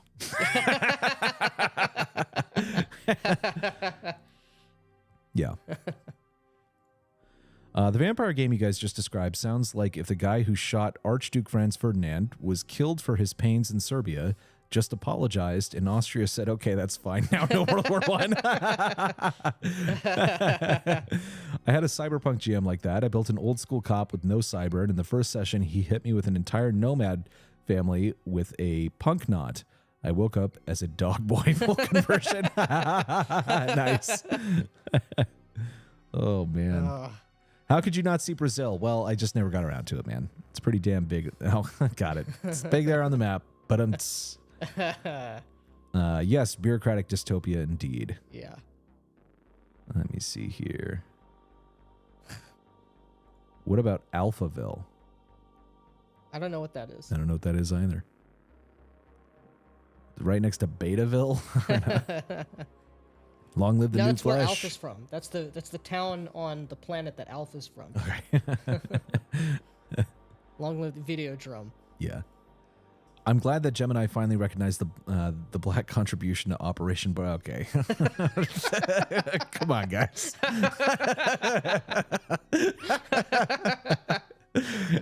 Part of the fun is seeing if they can get us to read things. But come on, man. Let's see some likes. That's right. We got 71 people watching this stream right now. I'm seriously hoping we got 71 likes on there. That would be really super helpful for us. Indeed. What, vampires can't kick in doors, kill everyone, and take their stuff? Well, they can if you're playing, like Near Dark style vampires. Yeah. Which is an awesome inspiration for nomads, by the way. Yeah. I'm super late for this stream, but BRP is a sexy system as far as I'm concerned. Yeah, I'm liking it a lot. And this is another thing. This is a very high quality book. I have a bunch of print on demands, and after getting a couple of books with stitched bindings, I think I'm just done buying print on demand for the most part. Yeah, there's no reason unless you They're have such to. Dog shit. Unless it's the only place you can purchase a physical copy of a book, there's no reason to use drive-through. Yeah, Lulu is much better, like binding quality. I haven't actually had any of their hardcovers. No, that's not true. I have Wretched Epoch. Lulu's just better quality. It costs more, but fucking drive-through printing sucks so fucking bad. And to have a very nice book with a nice little ribbon bookmark in it, it helps that the contents are actually good too. That is true. But it's nice, thick paper. Everything's totally legible. All of the Chaosium lines now, they're all... I don't have any of the, like the latest Call of Cthulhu stuff, but certainly everything in the RuneQuest line and everything I've seen elsewhere for different lines on YouTube and seeing the BRP book, Chaosium is knocking it out of the park with regards to production value. It's really awesome. I think this book will last me a long time. Yeah. Which is excellent. So I hate print on demand. It's just we live in the bad ending. OSR people would turn vampire into a dungeon crawl. Yeah, exactly. How goofy would it be to go through the Princess Mansion room by room, killing 1d4 butlers and maids? It was fun video game. Yeah. Yeah, I mean, maybe there is a game for this. I could potentially see you would need excellent writing, you would need excellent art, but if you tried to do a more action-oriented, like, vampire game in the vein of, like, Castlevania, like, the idea is you're in, I guess essentially you're in a mega dungeon, or you're a vampire who's going against the evil vampires. So it's a more combative, that maps more onto like the dungeon crawl or adventuring aspect. Maybe you could do something interesting with that, but I'm not convinced that is necessarily so. But that's literally all I got. Yeah, this is a pretty good one from Jumpsuit John. Ginger Frazier's game. You've grown up in Appalachia running Moonshine, which is an unregistered crypto mine off of public utility lines in the hills of South Carolina with stolen GPUs. Let's begin. Yes. They did make a genuinely intelligent AI. Her name was Tay. Oh, man. Tay was hilarious. Alphaville is a new wave band, forever young. Alphaville is a classic sci-fi noir movie from Jean-Luc Godard. Oh. Thank you, John Tate, for liking it. But seriously, I have a copy of the RuneQuest core book and starter set, and I found that it's way too tied to the setting, and you can't play ducks out of the core book. That is, I mean, yeah, with RuneQuest, you have to play it in Glorantha. It wants you to play it in Glorantha. It's called RuneQuest Roleplaying in Glorantha. In Glorantha, yeah. And yes, you cannot play ducks, but you can play Sartorites and live near the ducks in the upland marsh. Oh, shit, here we go. $5 from Mind's Eye. Thank you. Thank you. Glorantha does have weird gender stuff, but they give you an out with the Your Glorantha Will Vary rule. On that note, hail Vinga, goddess of tomboys. Yeah, I mean, like, yeah, that is true, but the way it's written, it comes across as like what you'd actually see in like an ancient like primitive, pre-modern culture, right? Where you like you do have strange gender things in these tribal societies, and it's fine because it actually fits, and it's not. It doesn't feel like they're preaching the message to you. Right. Right. So, and you just don't have to use that. And again, that's the thing. That stuff is there. Yeah, Vinga is sort of a female aspect of Orlanth, the storm god, and typically female warriors, worship Boo, Vinga. women. Yeah. No, I'm just kidding. Yeah, it's like, the stuff that I don't agree with, I can accept as being a natural part of a world. Of the world. When I feel confident that it isn't the author or the writers trying to proselytize to me. Yeah, exactly. Yeah. If you're not preaching at me and it does make sense within the context of this world, Right. sure. Yes. Like that literally does not bother me. Yep. It's when you are trying to preach at me that I'm just like, just shut you. the fuck up, you fucking losers. I ran Call of Cthulhu lots and a little bit of Stormbringer back in Nice. the day. Very nice. Hell yeah. All of Cock 7 ebooks are really good. Why not a vampire game in RPG Pundit's game Invisible College? More like Unreadable College. A Castlevania dungeon crawl would be sick. Yeah. Yeah. Edith Puthy makes great adventures for Cock. I've played Cock from 3rd editions. Great cartoons, by the way, and it's still one of my favorites. Nice. I've never gotten- Shit. That sounds like another super chat just came in. No, subscribed. Tic Tac Yo 100. Nice. Probably not even in the stream right now. I'm assuming it's just watching a different video. But if you are watching the stream, thank you I kind very of like the much. name, though. Yeah. Tic Tac Yo, that is pretty Tic Tac good. Yo 100. Yeah. It's been fun to watch the Wokies tie themselves in knots trying to justify playing a setting created by Lovecraft, a genuine racist, at least earlier in his life. Yeah, I mean, that's... This is why you get things like Candela Obscura, where they refuse to even mention Call of Cthulhu as a... Right. As an inspiration, for their fucking shit game that was obviously inspired by Call of Cthulhu, and then they shit on it by saying like, "Oh, sanity mechanics haven't been handled correctly before," and blah blah blah, and it's just like, just shut up, just shut the fuck up. And yeah, the thing is, Call of Cthulhu was such nerd chic, like everything from Lovecraft, like knowing about Lovecraft, having heard of it, basically, was nerd chic for a very, very long time. And none of them knew that he was actually a racist. And now that they know that, they can't go back on it though. And so it's like, well, I guess we kind of give him a pat. Like we know, of course, everybody knows he was a bad guy, right? But it's like, just separate the art from the artist. If you don't like that. Yeah. It's not that fucking hard. But it is very funny. You're right.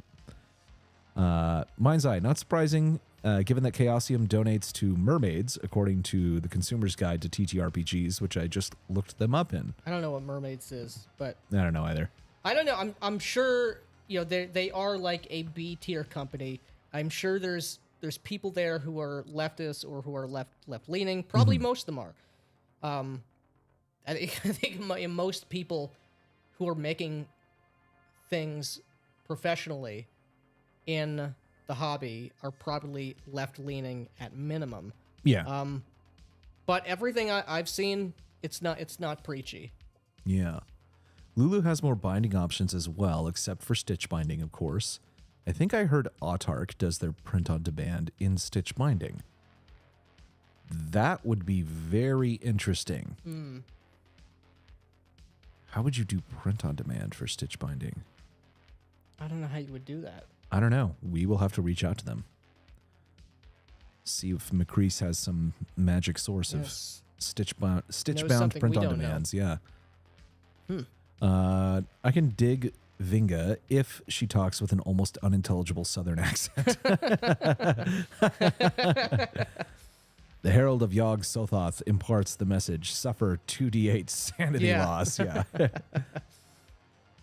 Like Ellie Mae from Beverly Hillbillies? Yeah. As all proper women do.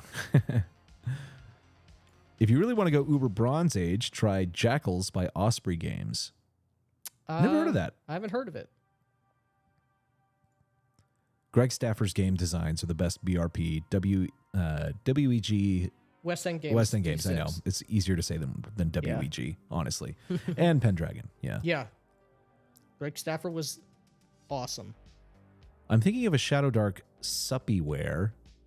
supplement where the PCs are vampires, have to plunder crypts to gain power and avoid mobs of villagers and adventurers during the day. Yeah, That'd be cool. that would be cool. That's what I'm saying. Cthulhu creator interview on diversity and dragons is one of the best history lessons on D&D. Yeah, Sandy Peterson. Sandy Peterson also liked one of my combat wheelchair tweets. It was about the combat dialysis machine. Was liked by Sandy Peterson, which was awesome. During that interview, there was an interesting point that Sandy Peterson brought up, which I didn't know, but the reason he was sort of tapped to do Call of Cthulhu in the early days of Chaosium, apparently no one at Chaosium at the time liked Lovecraft, but it wasn't, again, it was well pre, Culture War. It was so, the contention wasn't, well, Lovecraft is a racist, so I don't like him. Yeah. They just thought, well, he was a pulp writer, and so Right. like he was just making schlock. He was just a schlocky Yeah. writer, and we don't. So we, none of us like it, but we know because we don't like it, we're not going to do the IP justice, or we're not going to do the genre justice. So let's bring this guy in, Sandy, who really does enjoy and know and appreciate Lovecraft, to do the game, because he has the energy and the enthusiasm to actually do it right, Yeah. which is the correct attitude. Curse of Viega says vampire games are street level dark supers games. Not unless you play it as if it's the Mafia. The Mafia, yes. Combat Iron Lung for the win, yeah. Yeah, people got really mad at me for tweeting that because apparently the guy in the picture died like 3 days before I posted that Combat Iron Lung tweet. I didn't know that. Yeah. I don't even know who he is. Right. People were like, nah, cool, man. Have some respect. I'm like, go search. Shut up. You don't First give of a all, fuck about this guy. Yeah, you don't give know a who he fuck. is. Shut up. I don't Yeah. give a fuck either. Shut up. Like, first of all, that's the most important thing. Second of all, Google image search Iron Lung right now. He's in every picture. He's in every Because he was the last picture. guy in Iron Lung. Yeah. What do you want me to do? What do you want me to do? Like, oh God, someone died. Someone I don't know died. Right. Like, shut up. RuneQuest latest edition is a terrible game with amazing lore. It's slow and unfocused. It does a bad job of getting new players into the game and puts too much on the GM's shoulders. I don't think that that's true. I mean, you do have to. It's role playing in Glorantha, right? So, yeah. You I do. think this guy's profile picture, I think this is the guy that told us to use Mythras Okay. with the Glorantha setting. And Which correct me if I'm wrong. which I don't disagree with, but Yeah. I don't think the it's as there's as much of a learning curve as is being implied here. You do need to have some kind of at least surface level understand, if you're the GM, surface level understanding of Glorantha. But again, whether you're playing Mythras or 5e, that would have to be true anyway to play in the world. I think essentially the life path system of character creation really does set a tone. It gives you some interesting hooks, some historical events to anchor your character in. Yeah, I think it's... I'm sorry, someone posted #Lunggate. Nice. Swagnesium. That's a good name, dude. God, I love her. I love our subscribers. You'll just have to make Iron Lung a really good perk to commemorate your tweet. Yeah. Yeah. Imagine if it was a dog in an iron lung. Yes. Okay, yeah, he is. And welcome to the party, SBD. Who are we talking to? I don't know. Oh, Steam Bub, maybe? I don't know. Combat Iron Lung OP confirmed. Yeah. Well, it grants invulnerability. Yeah, exactly. For immobility. Right. So Lovecraft was only a racist in the sense that he was a modernist. Modernists generally took the racist ideas that grew out of social Darwinism seriously. Eugenics came out of the same worldview. Huzzah, finally caught one of these lives. Hell Blaine yeah. Crichton, nice to see you, man. Good to see you. Mythras plus Glorantha sourcebook equals awesome. Yeah, it sounds awesome. I fully agree with that. Yeah. I fully agree with that. I think I probably would use Mythras. I would I would take the runes, obviously from RuneQuest Roleplaying and Glorantha, and I'd incorporate that into Mythras, which is easy to do because Mythras used to have the runes when it was called RuneQuest 6. So it's quite easy. No, Lovecraft was straight up racist without any input from the modernist eugenics movements. I don't care. Yeah. I really don't. I've never read his dream. Is it the Dream Cycle? I don't know. I've read like the Dunwich Horror and all of that stuff. But I've heard his best work is his Dream Cycle, which I do have a book with all of his works, but I haven't. Oh, we got a flame war starting hopefully. And remember, if you super chat us your flame wars from the comments, we will read them. We will read them. Lovecraft's writing and ethos was characteristically modern. Iron Lung merch. The combat wheelchair is even funnier in Cyberpunk Red. You're stuck in a combat wheelchair because you're out of money or your friends suck. Cosmic horror is modernist horror. Lovecraft was not actually a racist. I deliberately spread that rumor to make leftists ignore the things I like. He didn't even have a cat. Got him. Gotta be honest, I kind of want to make a flamethrower wheelchair now. HP Lovecraft's racism less than BLM racism. Okay, Shawner. Dreamland Saga. Dreamland Saga. Maybe that's what it is. Dream Quest of Unknown Kadath. Yeah. Yeah. I have to read through all that. There's a Glorantha source book for 13th Age. Yes, there is. I'm not going to blame some guy for saying some 1800 stuff back in the 1800s. Yeah. I mean, or the 1900s. Dream Quest. Okay, yeah, we got a lot of people saying the same thing. Oh shit, we got another super chat for $5. What's that say? Jumpsuit John. Thanks again for the inspiration. A little coin for me on the way out. Thank you, man. We do appreciate that. Also, thanks for the feet pic. Anytime. Well, you did the feet pay. pics. So. Yeah, that's right. It wasn't free this time. Oh man. Yep, that's another one. Everybody said that. His cat is in the rats in the walls. Huh. Oh, shit. We got it's a subscriber. Natalie Jenkins. A girl. Whoa. Maybe. I'm really interested in running a Conan game in Mythras. Feels like it should fit the system well. 100%. Not too enticed by the mechanics in Conan 2D20, but the lore is solid. Yeah. I mean, that's another, like, if you have the Conan 2D20 book, use it for the lore, use it for maybe some of the perks that it gives you. Mythras is 100% suited to Conan. John Smith with $10 here for us. We at Black Lodge Games just want to come out with a strong statement that John Smith is correct in this and all other things. Let's find out what he was correct about. I think he just wanted... We read his opinion, so we...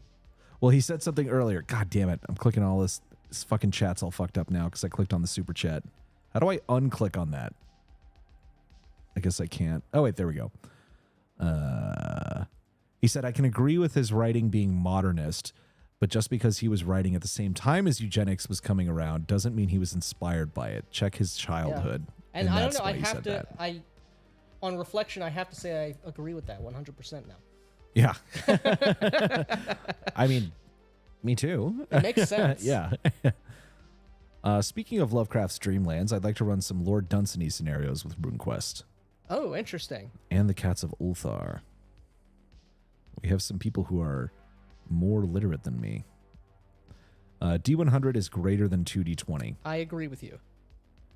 Mongoose Conan is much better. Shame the Conan Axe things fell through.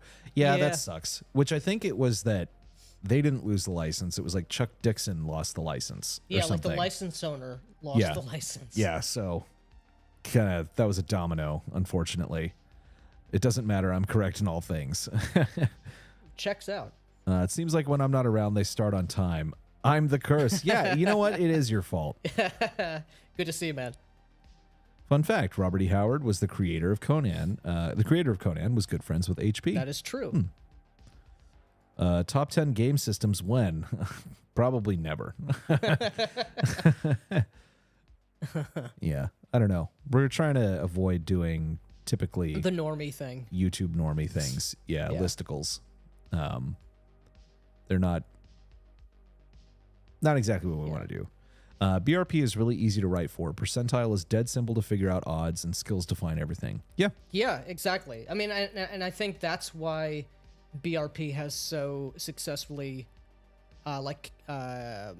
conveyed very different genres. Right. Because people are, like, you can portray a person very easily with just whatever the assortment of skills that exist in that genre or in that time period, and like it works. And I really like the advancement system because it becomes harder to level up a skill as you get better at it. Yep. Like you approach kind of a getting better is much harder as time goes on. Like especially which makes sense. That's how it actually is. It's like lifting. Right. Like you making more progress after a certain point is very incremental and very difficult and takes a long time. List bait for the win. No. The god Zotli in Conan stories was a tribute to HP and Cthulhu. Huh. I did not know that. And Clark Ashton Smith was a part of their group, contributing to the Book of Ibon. I don't even know what that is, but I know like a lot of those. I think all those pulp authors. Okay, so now they're making. So now you guys have discovered we are both incel or not incel. Word cells. Word cells. No, we've now discovered we're word cells. And Max discovered I was a fake cell. And we're math cells. Math cells. Yeah, math cells, word cells, fake cell. Yeah. Yeah. Rollmaster is another good D100 system, at least for fantasy roleplay. Never played it, but I'm aware of it. Someone said that they were replacing BRP with Rollmaster or something like that, like just the percentages, and they were like, "This is a game you guys would absolutely hate, but I love it." I was like, "Okay, fair enough." Food for the Pagana myths were amazingly resonant. I kind of regret reading them only long after Moorcock because you can practically see the influence glowing through in Corum. Those are certainly words. Yes, I have not read up whatever story those are from. Yeah, I'm illiterate, so BRP hasn't materially changed in 45 years. Which is good. Yeah. Nice. Come on, man. You already sold. Yeah. I was already sold on it. You're gonna. Yeah. Robert E. Howard was also heavily inspired by Lovecraft's works. Yep. Next top 10. Ways to include iron lungs in your TTRPG games. Appendix N for the win. I will read more of Appendix N eventually. I gotta finish the Conan stories. They're still sitting on my shelf. Oh yeah. Oh shit. Looks like we got another super chat. $10. $10 from Thank you. Hubibi. To think Lovecraft wasn't influenced by the artistic and scientific thinking of his time, given his interest in both, is a strange take. Cosmic horror is based on human irrelevance. Next subject. Well, if John Smith is still watching, I encourage him to respond with a super chat. Nice. Thank you, Ben. You evil chartmaster hack. Lung is Chinese for dragon, therefore Iron Lung is overpowered. Yeah. I agree. His stuff really does stand the test of time. Clark Ashton Smith also does a good job in the genre. You're not real nerds? I guess not. Yeah. We don't like nerds, so That is true. Nerds are awful. just goblins. Any good Russian mafia movies to recommend? I'm making a character that is taken in by them after I survived a headshot. Oh. Oh God, I haven't seen it. What is that Eastern movie Promises? with Viggo Mortensen. Viggo Mortensen. That's a good movie. It's supposed to be fucking awesome. Yeah. Who did that one? That was the same guy who did History of I Violence don't know who with did him, it, but which I really liked. History of Violence, but I've haven't heard seen Eastern that Promises movie. is better. I've seen Eastern Promises, but I haven't seen it since it came out. I should watch it again. You have to print out a chart for every weapon your character carries in order for Rollmaster to run smooth, but I like it. That sounds terrible. One day I desperately want to play Hackmaster once and never again. Cells, yeah. Howard's Horror from the Mound practically invented the Weird West genre. Nice. Oh shit. Dignity Cell. Neat cells. Oh God, we got a good chat. Oh shit, someone's giving us fake money. No, I'm just kidding. Was that 10 pounds or 10 euros? Like 10 euros. Yeah. I have a shill, Lex Arcana, Italian RPG, where you play an elite member of Roman Legion to protect the Empire from the Hell yeah. supernatural. It has a unique dice and magic system based on long divination rituals. Nice. That sounds fucking rad. I feel like I've seen advertisements or Advertisements? I've seen that name. Advertisements. That's Yeah. right. This is from Europe. Right. I'll have to check it out. Yeah, thank you for Yeah. for the 10 euros. We definitely appreciate that. What's I like it the called? name, too. It's Lex Arcana. Lex Arcana. Okay. From Alessandro Del Gabbo. That sounds interesting. Yeah. All right, let's Long see live here. Rome. That's not blatantly pandering for my money at all. Lovecraft got pussy whipped like a simp later in life by the woman he was dating. Very not based. Well, I mean, that's unfortunately a lot of these pulp writers, they made really awesome characters, but Howard killed himself to prevent himself to not see his mother die, Yeah. which is the the most cucked and not based thing I can think of. Like, not only did you kill yourself, but you killed yourself so you didn't need to face your mother dying. History of Violence was Cronenberg? Oh, interesting. Really? Okay. And Eastern Promises. Nice. And Videodrome. I know he did did know Videodrome. Videodrome. Yeah. That's right, because he also I haven't seen the new Cronenberg movie. It actually might not be out yet. The one that has Is there a new Cronenberg movie? Oh yeah. Huh. It looks super weird. It's like Viggo Mortensen keeps like taking out his organs and replacing them and stuff. Oh, like shit. It looks super fucking weird. I don't think I've seen Viggo Mortensen in a movie since Eastern Promises. Yeah. He's so good. Yeah. Do you think game mechanics? And thank you for the Canadian Thank you. $6.66. We do appreciate that. Eden's for $5 says, "Do you think game mechanics enhance role playing your character? I feel a lot of them interrupt the role playing aspect of mini games." Bad mechanics interrupt role playing Yeah, more than is necessary. and players and GMs not knowing the mechanics interrupts the game too. Right. Like, the player should fucking read the book at some point. That honestly prevents a lot of lot of it getting in the way if you know how to do it. Yeah. And you can't always remember. These books are hundreds of pages long. You can't remember all of it all the time. And sometimes you have to look something up. But I think a lot of it can just be fixed by people reading the goddamn books. Yes. John Smith for $5. Thank you, man. Two Thank things can you. be true at once. Was he influenced or did he gravitate towards contemporary, for him, ideas because they confirmed his beliefs? That's a very good question. And thank you, man, for the $5. We won't inappropriately ask you for money again. I just thought that was funny. But I do appreciate the $5. Thank you. Thank you. Lex Arcana, isn't that the game that gave dragons pronouns? How many hope times not. a day do you guys think about the Roman Empire? Like, Every hour. yeah. I'm constantly thinking about it because I'm running a game in a fantasy Roman Empire. That is true also. So, like, I'm just thinking about fantasy Rome and real Rome all the time. Both Lovecraft and Howard suffered from existential despair, a real shame. Dereleth didn't have that issue as he had a different worldview. Yeah. I didn't like the new Cronenberg movie. That's disappointing. Come on, Hubibi. Let's finance a third microphone. His son's movies are fire, though. Interesting. That's the person below us is moving their deck furniture around right now. Sounds reasonable at 10:30. Great art comes from sucky lives. I think this is a meme. I don't think I don't that's believe this at all. necessarily true. I don't believe that's true. As much as I like the live stream, then I am objectively correct. Nicely done. Objectivistly correct. That's even more objectively correct. To be fair, didn't a good portion of the pulp writers live around the Great Depression? Yeah, I guess they must. I guess they must have. Yeah, I mean, that was the age of pulp. Actually, most of the pulp writers started in the go-go 20s. Yeah. I bet John Smith could remember it all the time.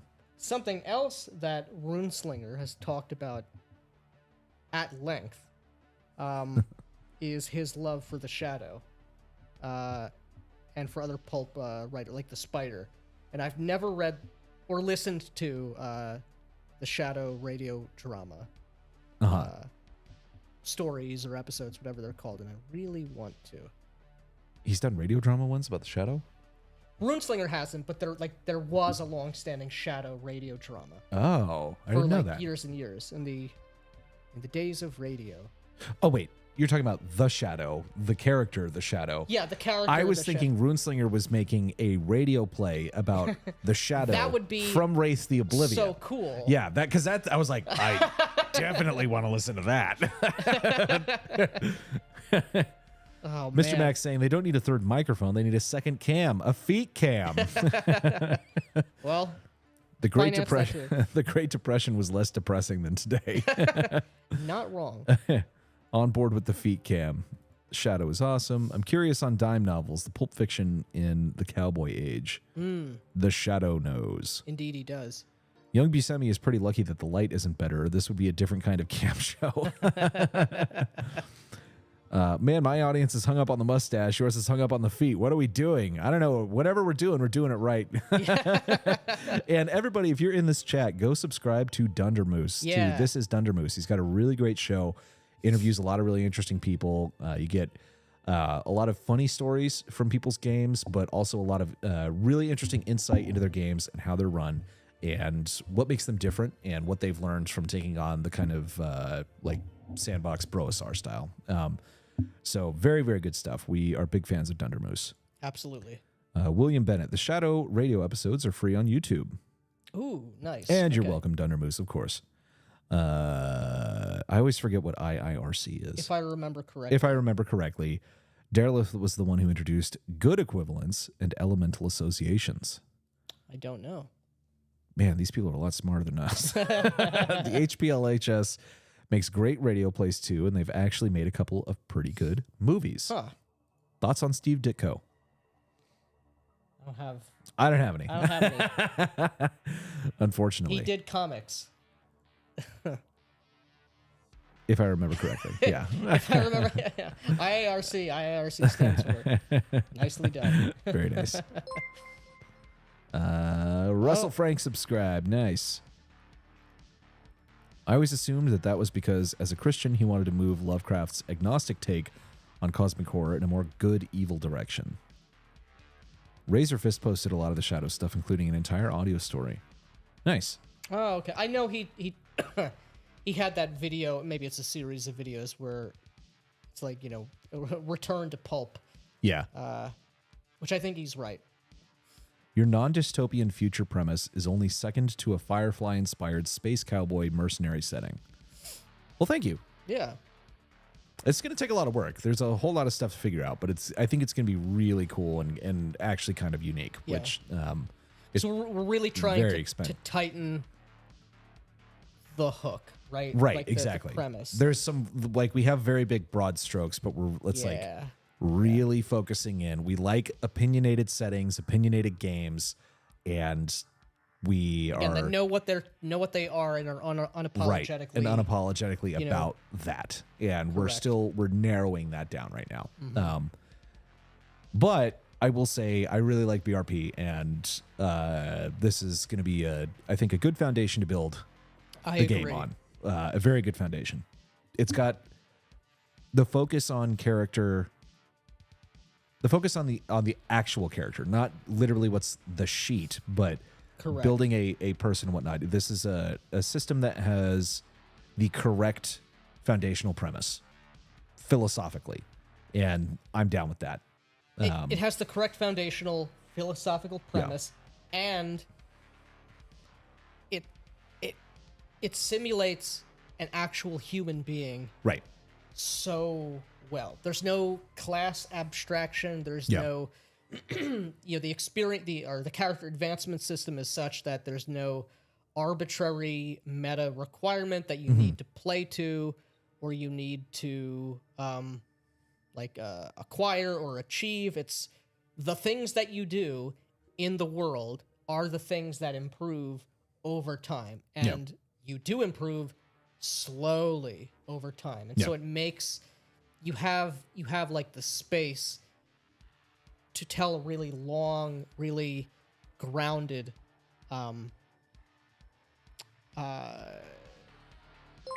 campaign. Agreed. Another 10 euros. Yeah. Thank you so much from Thank you, man. Alessandro Del Galbo, or Gabo or Gobo. I apologize if I get your name wrong. I am illiterate. About Lex Arcana, how would you go to create or discuss goals for the players outside what is effectively their job? I'm trying to bring my group out of D&D 5e ecosystem, and it would be my first time DMing. I mean, I wish I could say more. I haven't played the game, so I can't speak to what that game is trying to, like what genre that game occupies, if that's sort of a more heroic, taking a more heroic stance, or if it's more grounded in sort of the history. Well, this was his original one. I have a shill, Lex Arcana, play an Italian elite RPG. member. Yeah, elite member of a Roman legion to protect the empire from the supernatural. It has unique Okay. dice and magic. Okay. Discuss goals for the player outside of what is effectively their jobs. What I would do, again, you're supposed to protect. You are a soldier first off, and you're protecting the game or the empire from supernatural threats. So tie the characters into the, not only to the empire, but to their, like, to the culture of what it means to be Roman. If you're protecting something, there has to be something that you actually want to protect, Right. right? And I would also say it is okay to focus on like it being their job. Your job is a big Yeah. part of your life, and this It is is a that. very important job, protecting Right. the empire from that sort of stuff. And also, if you're in the ancient world, like you are untouched by cynicism as like we know it. Oh yeah. It's very dangerous to go out, outside the city gates, just to fight other humans, let Right. alone supernatural threats. So there has to be some reason why you're doing this, whether it's an aspirational reason, there's something you're trying to protect, or something you're trying, an ideal you're trying to put forward, Your family. your family, or maybe whatever it is. Yeah. Make sure that each character has a reason. Yeah. Yeah. Agreed. Talk with your players individually. Yes. And skills you're bad at, but you use successfully during a session improve easier than skills you're great at, but use successfully. Correct. Yes. Yes. I love OSR gaming, so I guess D&D has always been a baseline for me. However, I also love Traveler and Call of Cthulhu. So the issue for me is the system fun. I mean, I would take objection at the word fun, but you're right. Is this game doing? First of all, is the game doing what it says that it's trying to do? Uh-huh. And is the game doing what you want to do, and those things need to, both of those things need to be true Yeah. for it to be sort of a successful experience. Yeah. I think it's a combination of burning your political enemies in literal effigy, and, well, it could always get worse. It's the combo of propaganda and Schadenfreude. We're talking about, we missed some stuff up here. This is what dystopia refutes socialism. It took me this long to realize I hate D&D. I also have a D&D game next week. Many such cases. You don't have to have a D&D game next week. So in sci-fi, are they the greatest works typically either space opera or dystopia, and why are dystopias so popular at all? Because people have a bias towards pessimism. And to be honest, it's also the drama of the moment Yeah. is so the volume is turned so much louder in a dystopia. right. Right. Yeah, and a dystopia, it's a, what is it? It's sort of a reductio ad absurdum. You know, you're taking this idea, some bad idea, and taking it to its logical conclusion. And sometimes that's good. Like the thing is, I think dystopian fiction can be fine. It can be useful. It can be very good art. However, our current culture is obsessed with dystopia, and there is no optimism, and they're not writing dystopia as like, wow, wouldn't it be better if this is, it's like their values are that the dystopia is Right.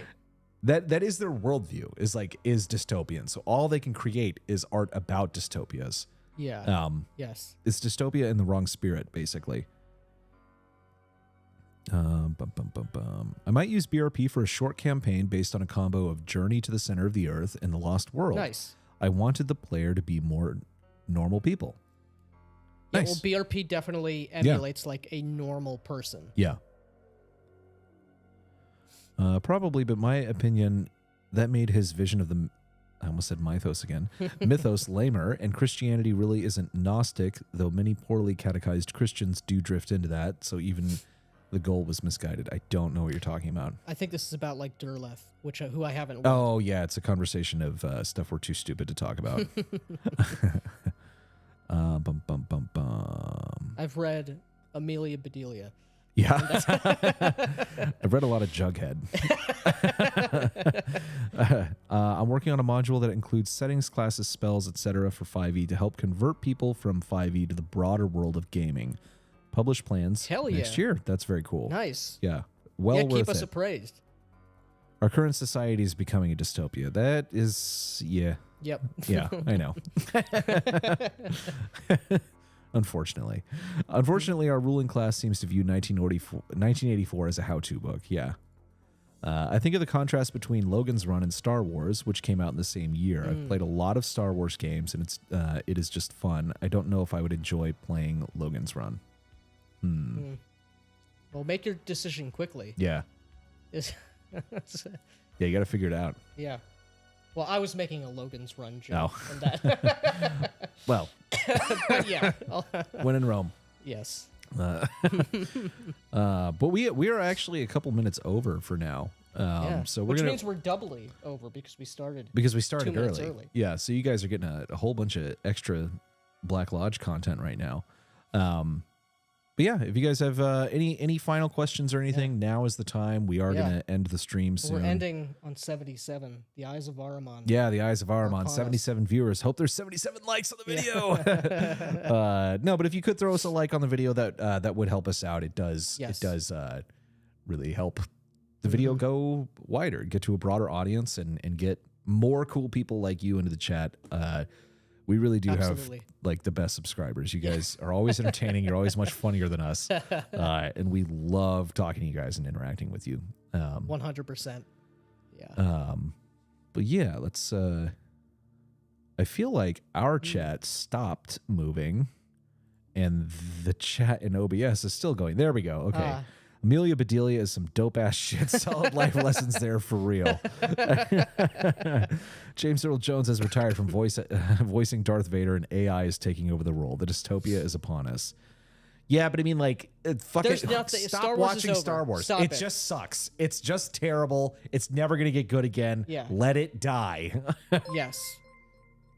Oh my god. Oh shit, did we get a super chat? We Why does did. this fucking thing keep getting stuck and I can't? There we go. $2. Thank you. Thank you, man. Is that Australian? $2? Yeah. Yes, it Thanks has for the to good be. chat, chaps. Well, thank you. And Yeah. if you are Australian, if that is Australian $2, I hope that you stay safe and secured in your gravity harness and you don't go flying off the earth because you're upside down. But we do really appreciate the $2, man. Thank you. And it's been awesome chatting with you as well. We are literally the world of Cyberpunk 2020. We're new. Forget Logan's run in Star Wars, run Zardoz instead. Zardoz would be so much more fun Yeah. than Logan's Run. Flying around in a head that vomits machine guns. It is happening, and it is cool. Logan's Run RPG. Get a new character every time you level Right. up. Renew. How long before it comes Aftermath? Can't it's a funny meme number. Oh man, Garmon Bozia. Zardoz. Yeah, I did that DCC RPG module. It was awesome. Sweats an over 35-year-old. They're catching up. Spam chat. They can't resist papist popes. That's papist posts. That's true. That's true. Nice. All right, guys. All right. We are going to call it a night here, though. Thank you for joining. This was fun. Thanks, everybody. And we will see you next week, possibly in different environs. Possibly. You have all failed me. That's true. Many such cases. Take it Yes. easy, guys.